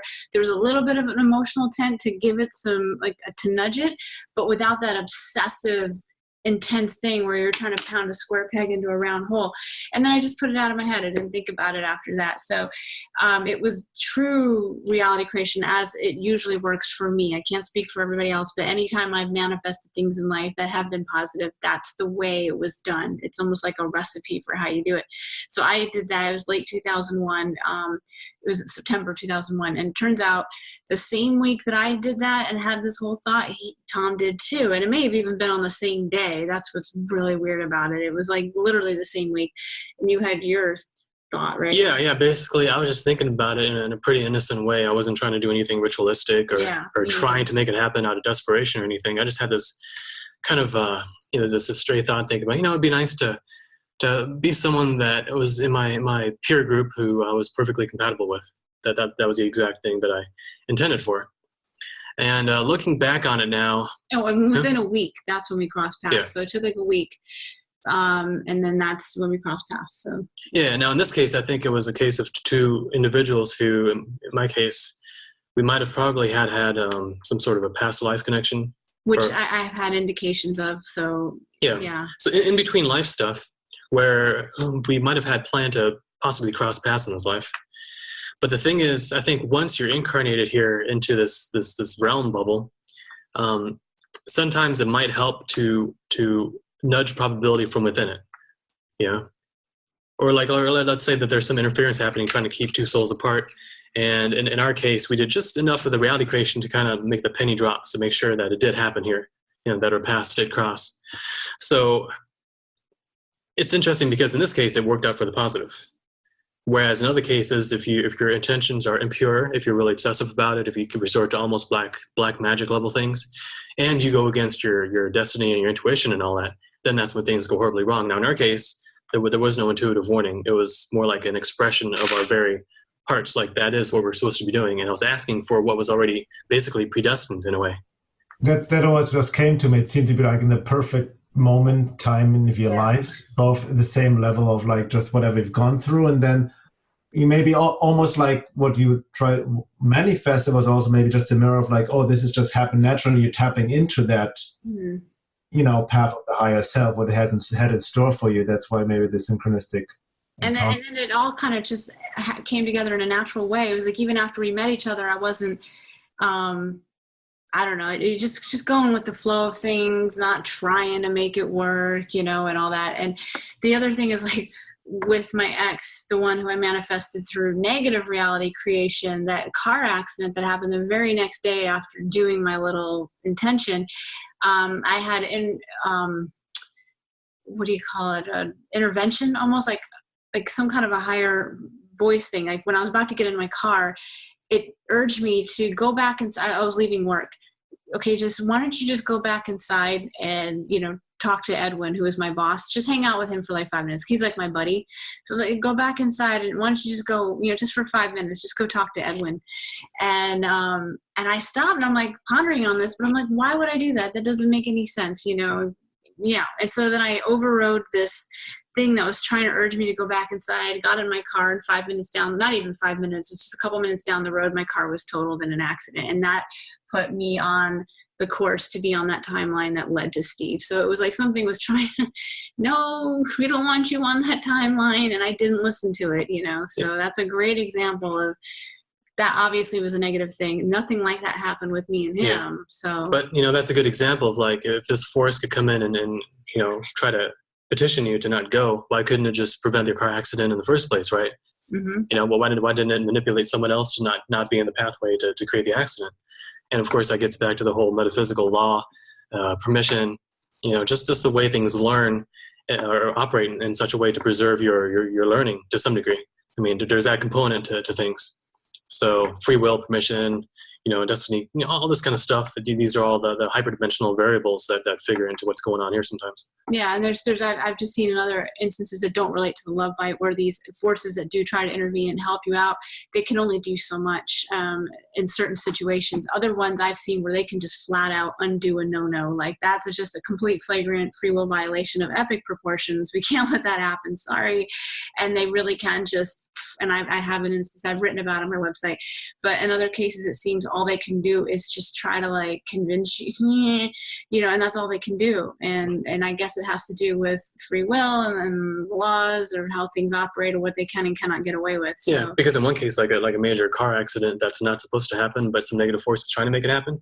It's not like I'm talking about like a major one, mm-hmm. like that could actually kill you and completely derail your. And that's where one of my I saw it was just completely undone. I mean, it was just reality. Like the laws of physics were literally bent to move the car over out of the way. Oh yeah, well actually it's happened twice then. There's been 2 times now where so but that's a whole other thing. But just to explain that they have certain things that they're allowed to do, and obviously there's limitations, and in this case they were allowed to try to keep me off that timeline, but in the end I had my own free will, and I just was like a freight train on a determined set of tracks, and nothing was going to stop me. So but yeah, we didn't have any of that interference in us coming together. But then after we got together and he actually, I moved to Florida and he came to be with me, that's when all the love bite, like most of it just kicked in full force. You mean the anti-love bite or the? Well, yeah, I mean, whatever that was, I was trying to drive us apart, like all the things that they were doing, which is all the textbook stuff that Evie has written about. Your story, kind of, reminds me of like the difference between a love bite obsession and a true soulmate, whatever, like true soul connection. It seems when you're truly connected with somebody, it's not this obsessive emotional love, kind of like, Hollywood times 10, romantic projection, but it's more like a sobering, you know what I mean? I'm sure there are emotions, but like you said, it was just like, I'm going to check this guy out, I'm going to hang out, we're going to hang out, and it's fine and good, but it's not like this obsessive compulsory component behind it. Yeah, I'm trying to think back, like it's been a long time. It's been the 14 years. But yeah, I guess some of the weird stuff was kicking in before we actually, before we met up in Florida. And there was almost like I guess an obsessive component in some ways, but. Yeah, but overall there wasn't something that diminished my lucidity a lot. And we truly had a bond. I mean, we would have these hours-long phone conversations where we're talking about all the woo-woo subjects and just brainstorming things and bouncing ideas off each other, like a true connection. And, like we're really actually connected on a soul level and intellectually, and like a true friendship that, was able to... Yeah, that you're saying is true. It's more like a friendship. I mean, it's of course, it's romantic and all that, but it's more like a friendship. And I see that also with people who are staged, that sometimes the person they are staged with are completely in another, let's say, awakening level. They are not really very awakened, or they are in completely different beliefs. Like you said that your ex was atheist. And so that's also something that is important, because I think true soulmates, let's say, or a true connection, they have to be in some kind of same vibrational level. Yeah, we were. It was like it just clicked, and, you know, hours on the phone until my cell phone battery would die. And it was like, you know, just into the same stuff, and, you know, really like on the same level, you know, of our intellect. Yeah, it totally wasn't that whole thing about like, I don't even know you, but I have this weird compulsion to, Yeah. you know, as we see in some of these cases. Yeah. Or like in my case with my ex, feeling hypnotically, this weird hypnotic thing to be with someone that I'm not really wanting to be with. And then, you know, then when we are like intimate, I feel dissociated, you know what I mean? Which I didn't mention that before because I didn't want to get into it, but just being just dissociated, there's just a lack of a real connection happening, and it's completely obviously being force-fitted. So yeah, what you said, Arella, is actually very important. The complete difference of states of being, of levels, you know, that is overridden by the more romantic projection. But then you find out in the love bite that's like, oh my God, this is like completely not compatible. There's no foundation. You know, I think on that level where we are, like on that level of awareness and awakeness, you know, relationship take on a whole different meaning anyways than for quote unquote normal people, whatever, in the matrix, right? So there needs to be a really, which probably you guys experienced, a level of like unspoken understanding, you know what I mean? I mean, there can be differences, but where you're just really like on the same page about the deeper aspects of the world and reality. Yeah. Well, I like what Carissa said about how things just flowed, and when she followed her own, more like a spontaneous spirit nudging, and really knowing what that feels like, and it's more subtle, and it's more. That's how to know you're actually connecting with that part of yourself, and then knowing the difference between the other compulsions that aren't quite right. But sometimes that's what it takes is having it work for you, and then looking back and realizing, oh, well, that was what was natural and spontaneous to my spirit. And that's when I was really in the flow with my destiny, with somebody I really is supposed to meet. So it's really nice to have that and then compare it in your life so you can know. Because I think there's a lot of people who don't quite know. They're still confused about, you know, whether or not they're following with their spirit, or they're following with spirit guide or something. And just to be clear on that. And I think that when I look back on my life, it's something that's always more natural and spontaneous. And you feel more comfortable and at ease with that. Or if you're with somebody, you feel more at ease with them. You don't have those anxiety and the compulsions and the obsessions. You just feel this ease of naturalness and connection, where the spontaneity of your spirit could just be there because you can be who you are with them. And that's a good sign of something healthy. Exactly, and that is true that well, in my case, it happens that you can also get too paranoid or too scared. In my case, I was very scared because well, when I was married, my ex-husband, well, he was abusive, and he was showing traits of being narcissist. And then I had the love bite with the black magician. So I was very much like, I don't want to have a relationship ever in my life. I want to just stay single for the rest of my life. And then I found my partner. So I was very much, I know that I was projecting a lot of my fears. So I was trying to find sometimes the smallest thing to say, oh, it's a love bite. It's a love bite. I knew it. And he has to go. And sometimes it was just a stupid thing, you know, that maybe that day he didn't call me at the time he was supposed to call me. And I was already saying, no, this is not going to work. So that's something that also happens with victims of the love bite. They get very scared of trying again, and they start thinking that everything and everyone is possessed, or so it's difficult.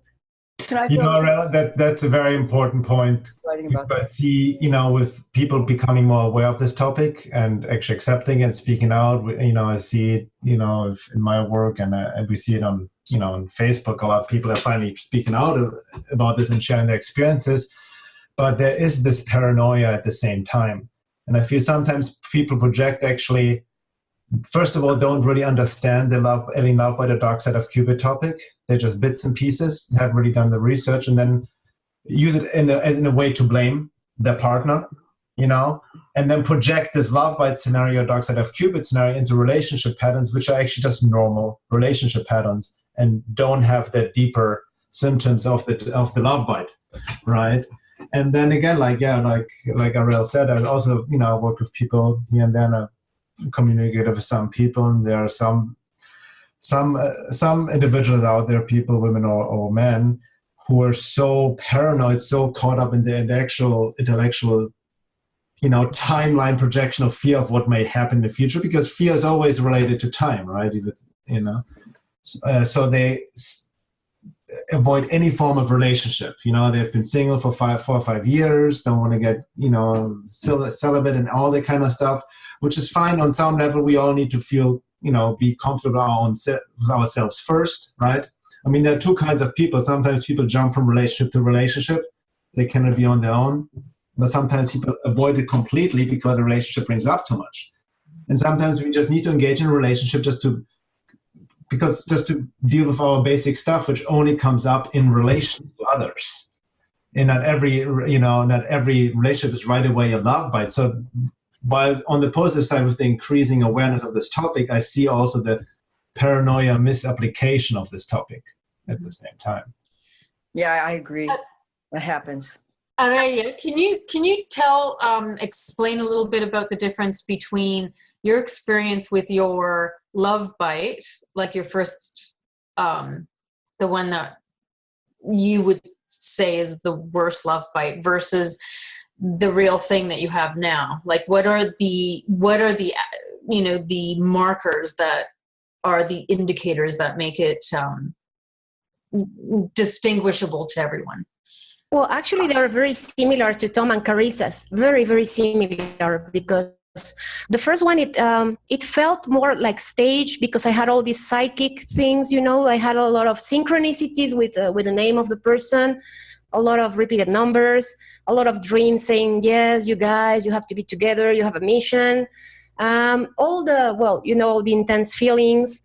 But there was still a background where this person, the things that he was doing, I was like, no, I cannot get into that, because he was actually, he was selling some kind of dark magic techniques in order to manifest things, but they were basically pushing black magic on people. So they were like saying, oh, do you want to influence someone? Then you have to look at that person and address the energy in this way and brainwash that person, and then you have to burn a candle. And, it was magic. And I was like, no, this doesn't go with my values. This is really not who I am. And they were pushing a lot. Yeah, that's a mission, and you have to work together, and you have to open a center to push New Age kind of teachings. And it didn't feel right. And it came to a point where I said, I really cannot go against my values. And I spoke to this person, to this guy, and he got really upset because I started saying, what you're doing is black magic. You're harming people. You're making money out of it. So I cannot be part of that. And he got really, really, really upset. He started blaming me. He started calling me, oh, but you're a nun. You don't want to do anything wrong, and you're never going to make money like that. And he got very upset, and he basically disappeared. But it was until I really set my foot down saying, no, this is against my values, and I'm not going to do it. And in the contrary, when I met my partner, we did have synchronicities. We did feel the energy. We're very compatible. We have the same astrological sign, which we were always kidding about that. We had a similar way of upbringing. We were both very lonely when we were kids. We share many, many, many things. And also, like Carissa said, it was hours talking on the phone. We finished each other sentences. We want to do something to help people to spread this kind of information, because we have many friends who continue under the programs of the New Age, and they're suffering. I have many, many friends who are really suffering because of this, destroyed marriages and all that, and it really hurt us. And we have very similar values, so that's something that to me it was a big sign. But at the same time, it was very difficult because I was carrying all my bag, of wounds and trauma from the other two relationships to this one, and it was difficult for me to not think that maybe I was being tricked again. But it's a very fine line, but you can tell. And there weren't any conflicting behaviors. Yeah, addictive? No, not really. It was more addictive with the other one, with the black magician. Or conflicting behaviors, like yes, Jekyll and Hyde conflicting behaviors. There was nothing like that with your no. Yeah. No, there were the normal relationship things and things that we had to work. And also, well, he was very much interfered by entities. He was very much into the New Age as well. He was programmed in many things. He had different experience than I had. He told me that he had 2 experiences with ayahuasca, and in one of them he feels like he got entity possessed, definitely. Because he was, when he took it, he was moving weird, and he started doing mudras with his hands. And after that, he started getting kundalini triggers, and he started really changing his way of thinking, his values. And he says that he thinks that he was being programmed. So when I would come along, he would reject me because I had some kind of values and things that I would not do. And he used to be like that, and then he started changing after the ayahuasca experience. Okay. Also, I was going to add that I was thinking, and I never really thought about it until right now, but the idea that psychic connection with somebody, the synchronicity, I think on some level it doesn't always indicate a love bite. Like we did actually have we had some woo going on, and it's a matter of untangling what was the artificial overlay and manipulation and interference and what was a natural connection, because I really do believe that if you're infused with a higher spirit, you're sold, for lack of a better way of putting it, you should be able to psychically connect with the person. And the thing about my ex that I wrote about on one of my things was on my website was that he would always be able to read my mind. I could never pick up on him at any point. And the thing about me that defines me is I do have psychic inclinations, and I could never pick up on him ever at any point, but he would definitely read my mind. And, but when you try to point it out to him that he's reading my mind, he kind of freeze up because he's such a hardcore atheist. And, that's like a slippery slope. You can't acknowledge anything that's woo-woo with an atheist because it's a slippery slope to having to acknowledge things that maybe prove that their atheism is wrong. But we did have psychic stuff and some woo-woo, but I actually think it's good. I mean, I don't know, maybe I'm wrong in that, but I feel like we would be psychically in tune with each other. And it's like, the whole finishing each other's sentences thing. We couldn't even tell who thought the thought first. It was almost like our brain is linked up, and that would just happen to such an extent as we're just such in the same frequency. And I don't think that's a bad thing, and it doesn't necessarily indicate sinister things. I think, in my case, I think that's actually a good sign. Yeah, well, go ahead. I agree that you can have a good connection and actually really tune into each other with a positive thing and have it not be interference at all. And I wanted to make that point in my book, The Dark Side of Cupid, that even if they do have the magical, supernatural, and telepathic, empathic thing, that alone doesn't necessarily indicate it's bad, because you can have a good connection where you actually have that. And that's positive, I think. That can happen. I have even great synchronicities and psychic connections just with regular friends on that level. You know what I mean? I think it's definitely not to be thrown out the baby with the bathwater. But the way I take it actually from your work, Evie, it's, I think, actually a combination of all the symptoms and not just taking one. People then pick, it's synchronicities, psychic, bonding, whatever. There must be love. But no, it's a whole array that all need to fit together, right? With the compulsion, the emotional obsession, and all of that, right? Yeah, it's pretty. Yeah, I think that the synchronicities is can happen both ways as well. Because I also was seeing repeated numbers with both relationships, and also before awakening, then when I was awakening, and then when I deprogram, I continue seeing repeated numbers. So I think it can go both ways. Yeah. I get the numbers too. And with me, it's been interesting trying to distinguish between what are genuine synchronicities and what are the artificial ones. And what it boils down to me is that these entities, the negative ones that are doing this, they're trying to simulate the positive, but they can only simulate. They can't actually achieve it. So when they do it, it's kind of hasty. It beats you over the head because they have to compensate for you having your intuition, right? So that they have to take it to a higher level, and therefore it comes out kind of disjointed, kind of artificial, trying too hard. It's like when you get an email from a friend, right? How do you know the difference between that and some guy in Nigeria wanting to give you money? How do you know, right? Well, your friend's going to lend you $5, but this guy's going to give you 12 million. Who's going to be better? Well, you got to be smart about that, obviously. So, when you have these artificial staged relations, all the weirdness surrounding it, it's all the things that entities can do, but they can't do other things, like the whole spiritual connection, feeling at ease with someone, like in a lucid way, not like you're drugged up with morphine and you're, I feel great about this person. Well, it's not like that. It's like, wow, I'm really clear. I feel alive, feel like more of myself. You're not being squished down. You're actually being elevated. Mm-hmm. So, that's another sign or another difference between the authentic and the artificial. Very good point. That was a good one. Well, the paranoia thing, that's pretty dangerous. Yeah.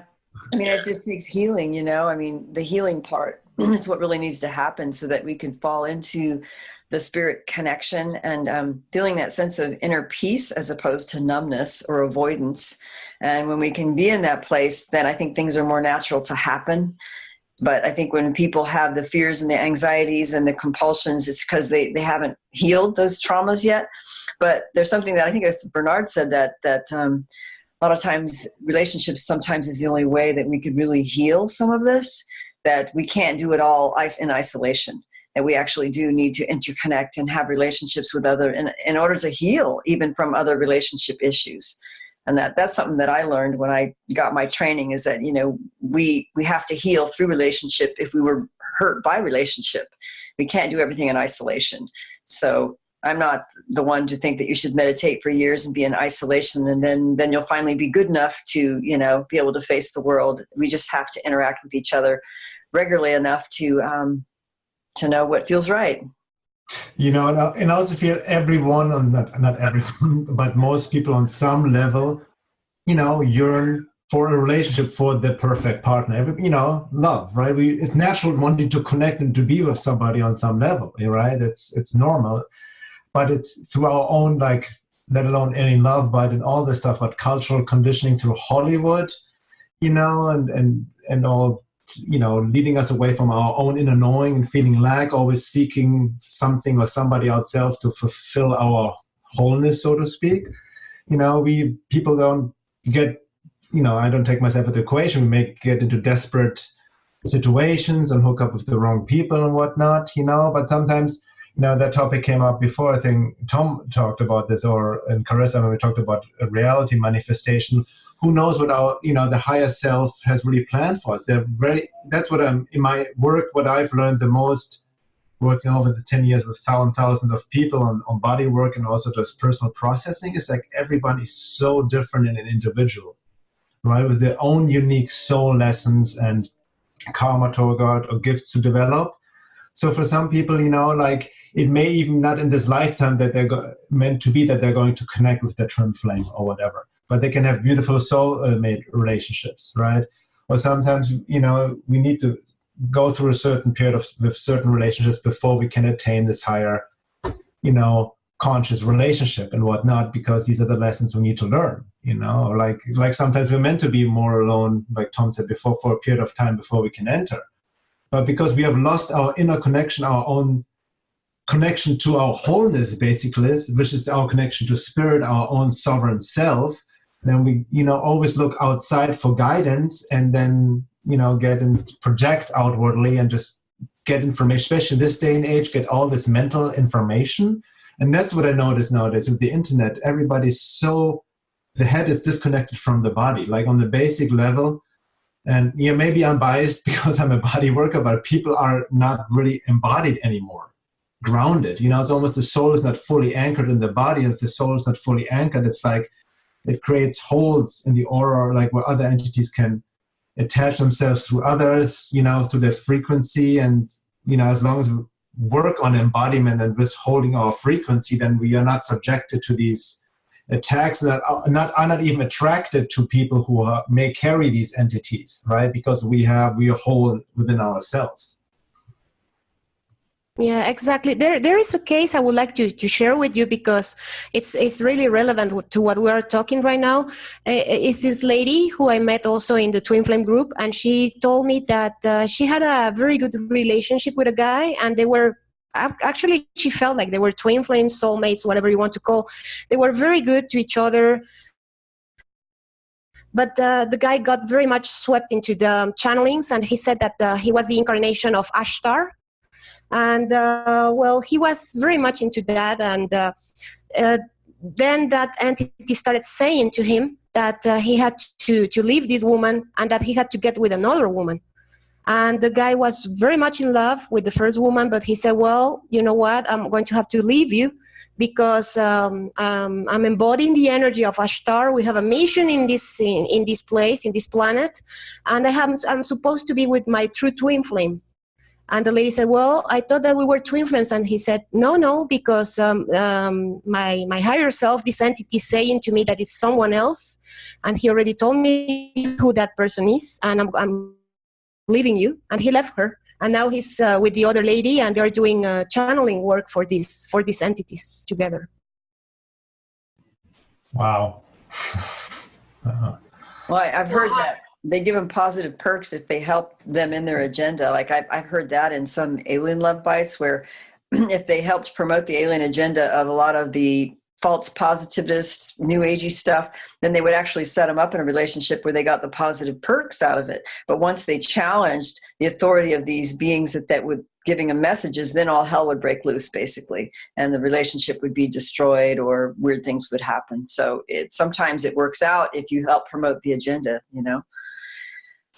So how to deprogram, how to escape, how to deprogram, and then embark on healing.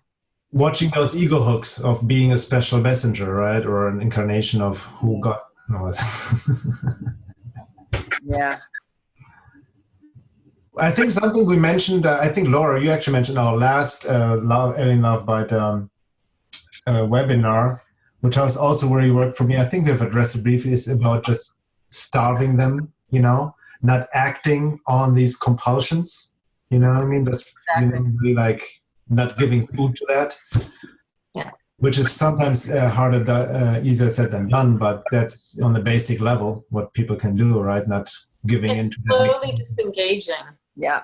So once you start realizing, you start slowly disengaging, and this way it doesn't send off alarm bells to the entities, and then because that would create another entirely different type of hoovering. So if you just slowly withdraw until the point where you create enough safe distance to unplug. Mm-hmm. Mm-hmm. Action. Very good. Because if you do it too fast, it activates the entity to pull you back in or to create another drama that you can't always disengage from because you're still in their game.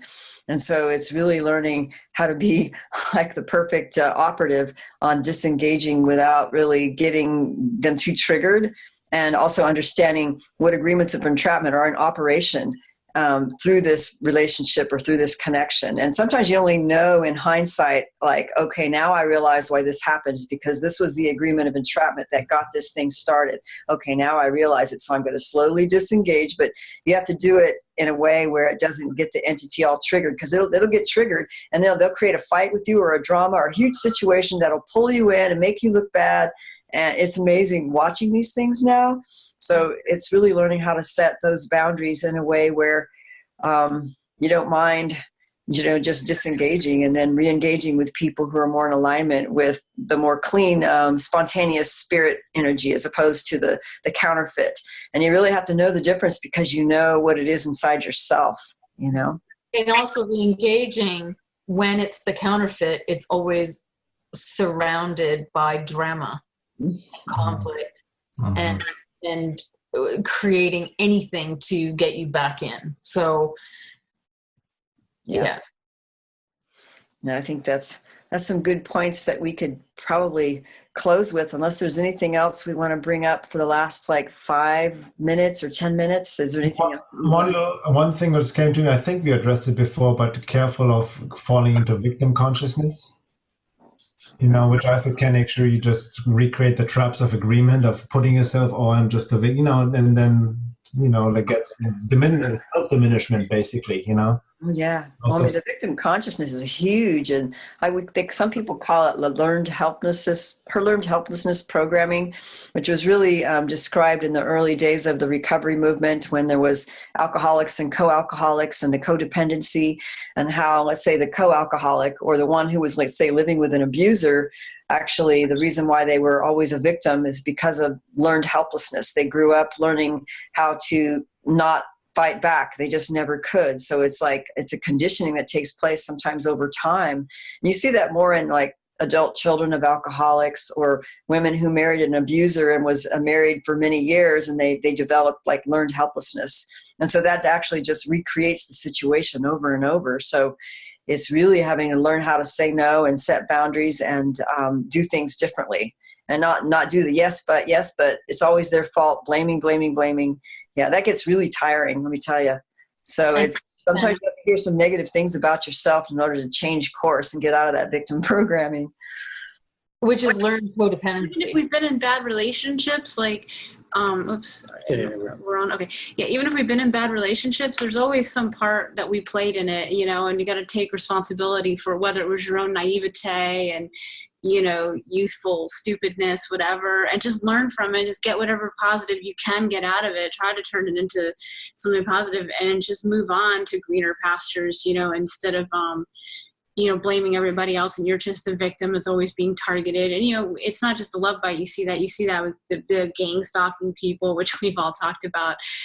You know, that whole victim where it's just they take no responsibility for whatever role that they may have played in things, you know. And even if it's just naivete or stupidity, just take responsibility for that, you know, and move on. And it just, I think that's the key, and also distinguishing between a person who you may think is your love bite, but may not be as well, if they're willing to take responsibility. You know, they may be more fractured than you. Either way, both partners are all suffering core wounds that stem, you know, into abandonment issues, all of it, like everything that we all feel. One will always feel it more, but I think the difference, the distinguishing factor will always come down to if the person really, really genuinely wants to help themselves and not be a victim of whatever they're going through, whether they're like possessed or not, whatever is happening. It all comes down to them not wanting to be a victim of it and choosing to do something different. I think when they don't do that and they give into what is driving them, that is a sure sign that they are like definitely your love bite. Or make them a victim as well. It'll recreate the victimization. Yeah. You know that. I just want to say there was the one thing that helped me in my life was, you know, I went through the process of like getting really, really angry and spinning in anger and blaming the other person, and then getting angry and blaming myself, and then trying to be perfect, and that wouldn't work. And really what had to happen is I just had to grieve the loss of whatever was lost, which was years of my life. And then self-forgiveness, actually it was a realization that things couldn't have been any different considering the situations at hand.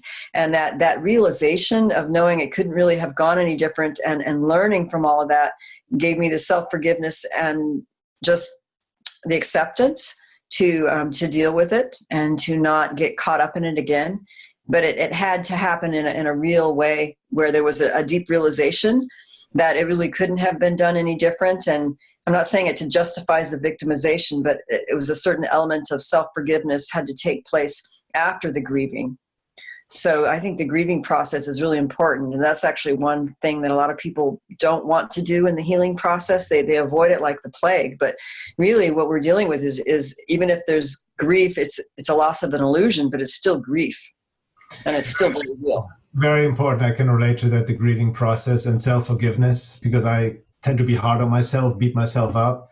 And even when what Carissa was sharing about her first relationship, how she kind of felt like, you know, how you were beating yourself up, or kind of looking back like, how could I get myself into that? I have the same thing, but I need to look back, like you just said, be like, okay, this is just what needed to happen in that moment. My own naivety, blind spots, it's just that's where I was at.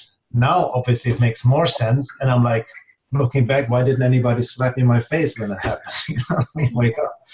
So, but that's how I, you know, again, like I truly believe in the idea that, you know, there's a lessons in a sense, you know, and to help us if we can, you know, even Tom, you wrote about it on I think, your article, The Art of Hyperdimensional War, to utilize these entities as teachers in a sense, because they do target our blind spots and weaknesses, right? Yeah. When I talked about permission earlier, when these entities do what they do, it's not, basically it's a, how do you reconcile that with the idea that you might have some sort of a metaphysical protection system? How do you reconcile the fact that they can do certain things and yet we're supposed to have protection in some case? Well, the reason I think that is because certain things are allowed if there's a potential for us to benefit in the end from it. A type of benefit that wouldn't have been possible if we didn't go through that risky situation. So, a lot of times when these negative situations end up having a positive purpose in the end, it's not because all along it was just positive entities creating this mess just to get you to be more involved. No, I mean, it really was a dangerous situation. It's just that on the other side, part of it could have been allowed just because there was a potential for you, if you do your part in being aware and kind of making it through in one piece, that you can benefit from it. So benefit in a major way where it just completely backfires on them. Yeah, I mean they enter into a gamble, which is if they succeed, then you become weaker, but if they lose, then you become way stronger. So and they risk helping you in the end if they don't succeed in their plans. That's sort of the deal there. And what that implies is that whatever negative situation you're going through, there might be a hidden doorway to a bonus level, I guess you could say. There's a silver lining there if you play it smart and don't give in to the manipulations. Nice. Really well said.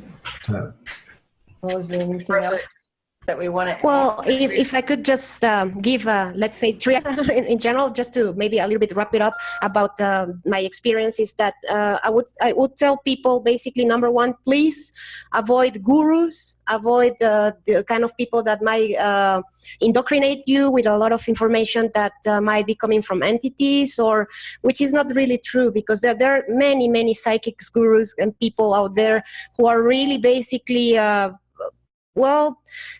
playing games, mental games with people, and they're messing other people's life, and they're bringing a lot of bad consequences and havoc to their lives. So I would say trust more your intuition and not really that much what a guru or an ET that is being channeled, or you have to really try to trust more your own intuition.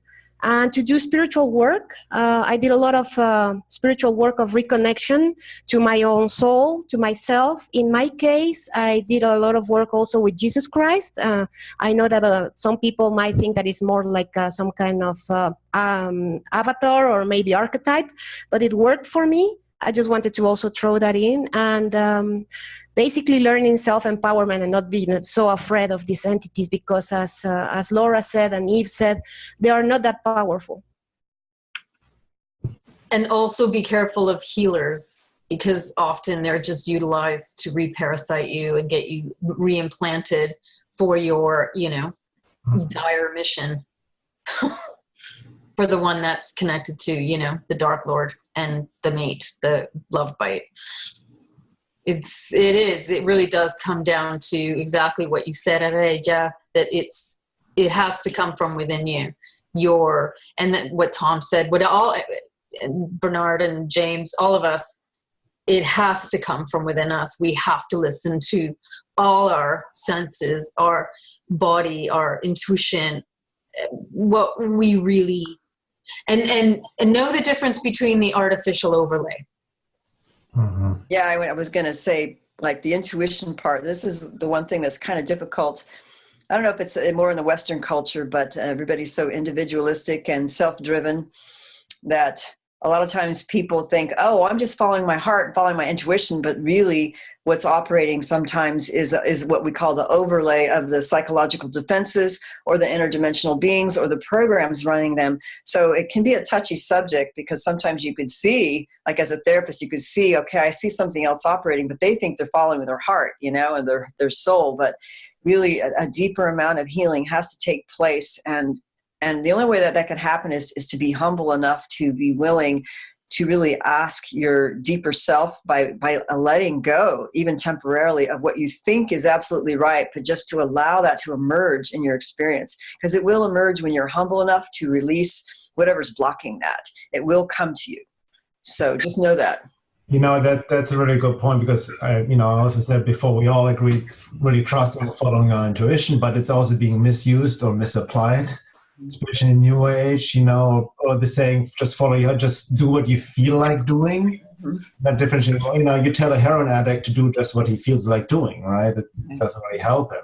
Or the idea of resonating, for example, you know, resonating with a certain teaching or book, but there's truth to it, but we need to tune our reading instrument, you know, what the information with our own discernment on all levels to what part of us is resonating with it. Maybe, you know, a programmed conditioned self. I mean, a lot of fundamentalist Christians resonate with the Bible, and that you know, feel really the truth in it, and that the earth is only 5,000 years old. You know, we see the same applied in New Age, how people resonate with a lot of very questionable channel material or other material, right? Just because it feels good doesn't mean it's true, for example. Right. You know? Like That's what? the key, And, the not feeling. yeah, you know, one of the things that I mentioned with a friend that I spent some time with a couple of weeks ago was that I realized in hindsight that my fears actually saved me, and that a lot of my fears were actually coming from my spirit and from my intuition, but I was judging myself and I was allowing others to judge me for being, oh, fear-based, this and that. But I realized in hindsight that it absolutely saved me. So now I listen to everything that I'm feeling, and still just try to be open to, you know, if am I projecting, am I defending, you know, what's really going on here, and really give it time to just till I know what's really true. There's a feeling that in psychology, which you know, Evie, where a person who is in a dire situation or feels like they're in danger, they have this sensation of this real fluttering. It's that real sense of danger, even though you may not see what's going on, but yet it's a subconscious response within you. And I say, listen to that. If you have that feeling, listen to that. What's a psychic attack? I've had love fights, don't listen to that. Love fight people, don't listen to that. Listen to that. Yeah, you're right. Even if you feel euphoria and you have that like fear, fluttery thing you can't explain, listen to what that is. That is a warning sign, big one. Yeah. Okay. We did 4 hours. Yeah, I think we're Wow. yeah, it's long enough. Maybe it's time to close and just thank everybody. And I know there's things that we didn't even touch upon, but we could always save that for another time. And I just want to thank everybody who's on the panel with all their personal experiences and their in-depth knowledge. And this has been wonderful. So thank you. And yeah, thank you. Thanks everyone. That was beautiful. To do this with all of you. It's been fun too. Thank you for the invitation, and trust me, it has been an honor to be with all of you, because I was really following your work, and you have been a lifesaver. Really. Nice. And Evie, you are like front line. You've come up with. I mean, before that, where was any of this information really? well, thank you for Barbie. And Barbie was the one who saved me. So, you know, there was always somebody else before us, you know?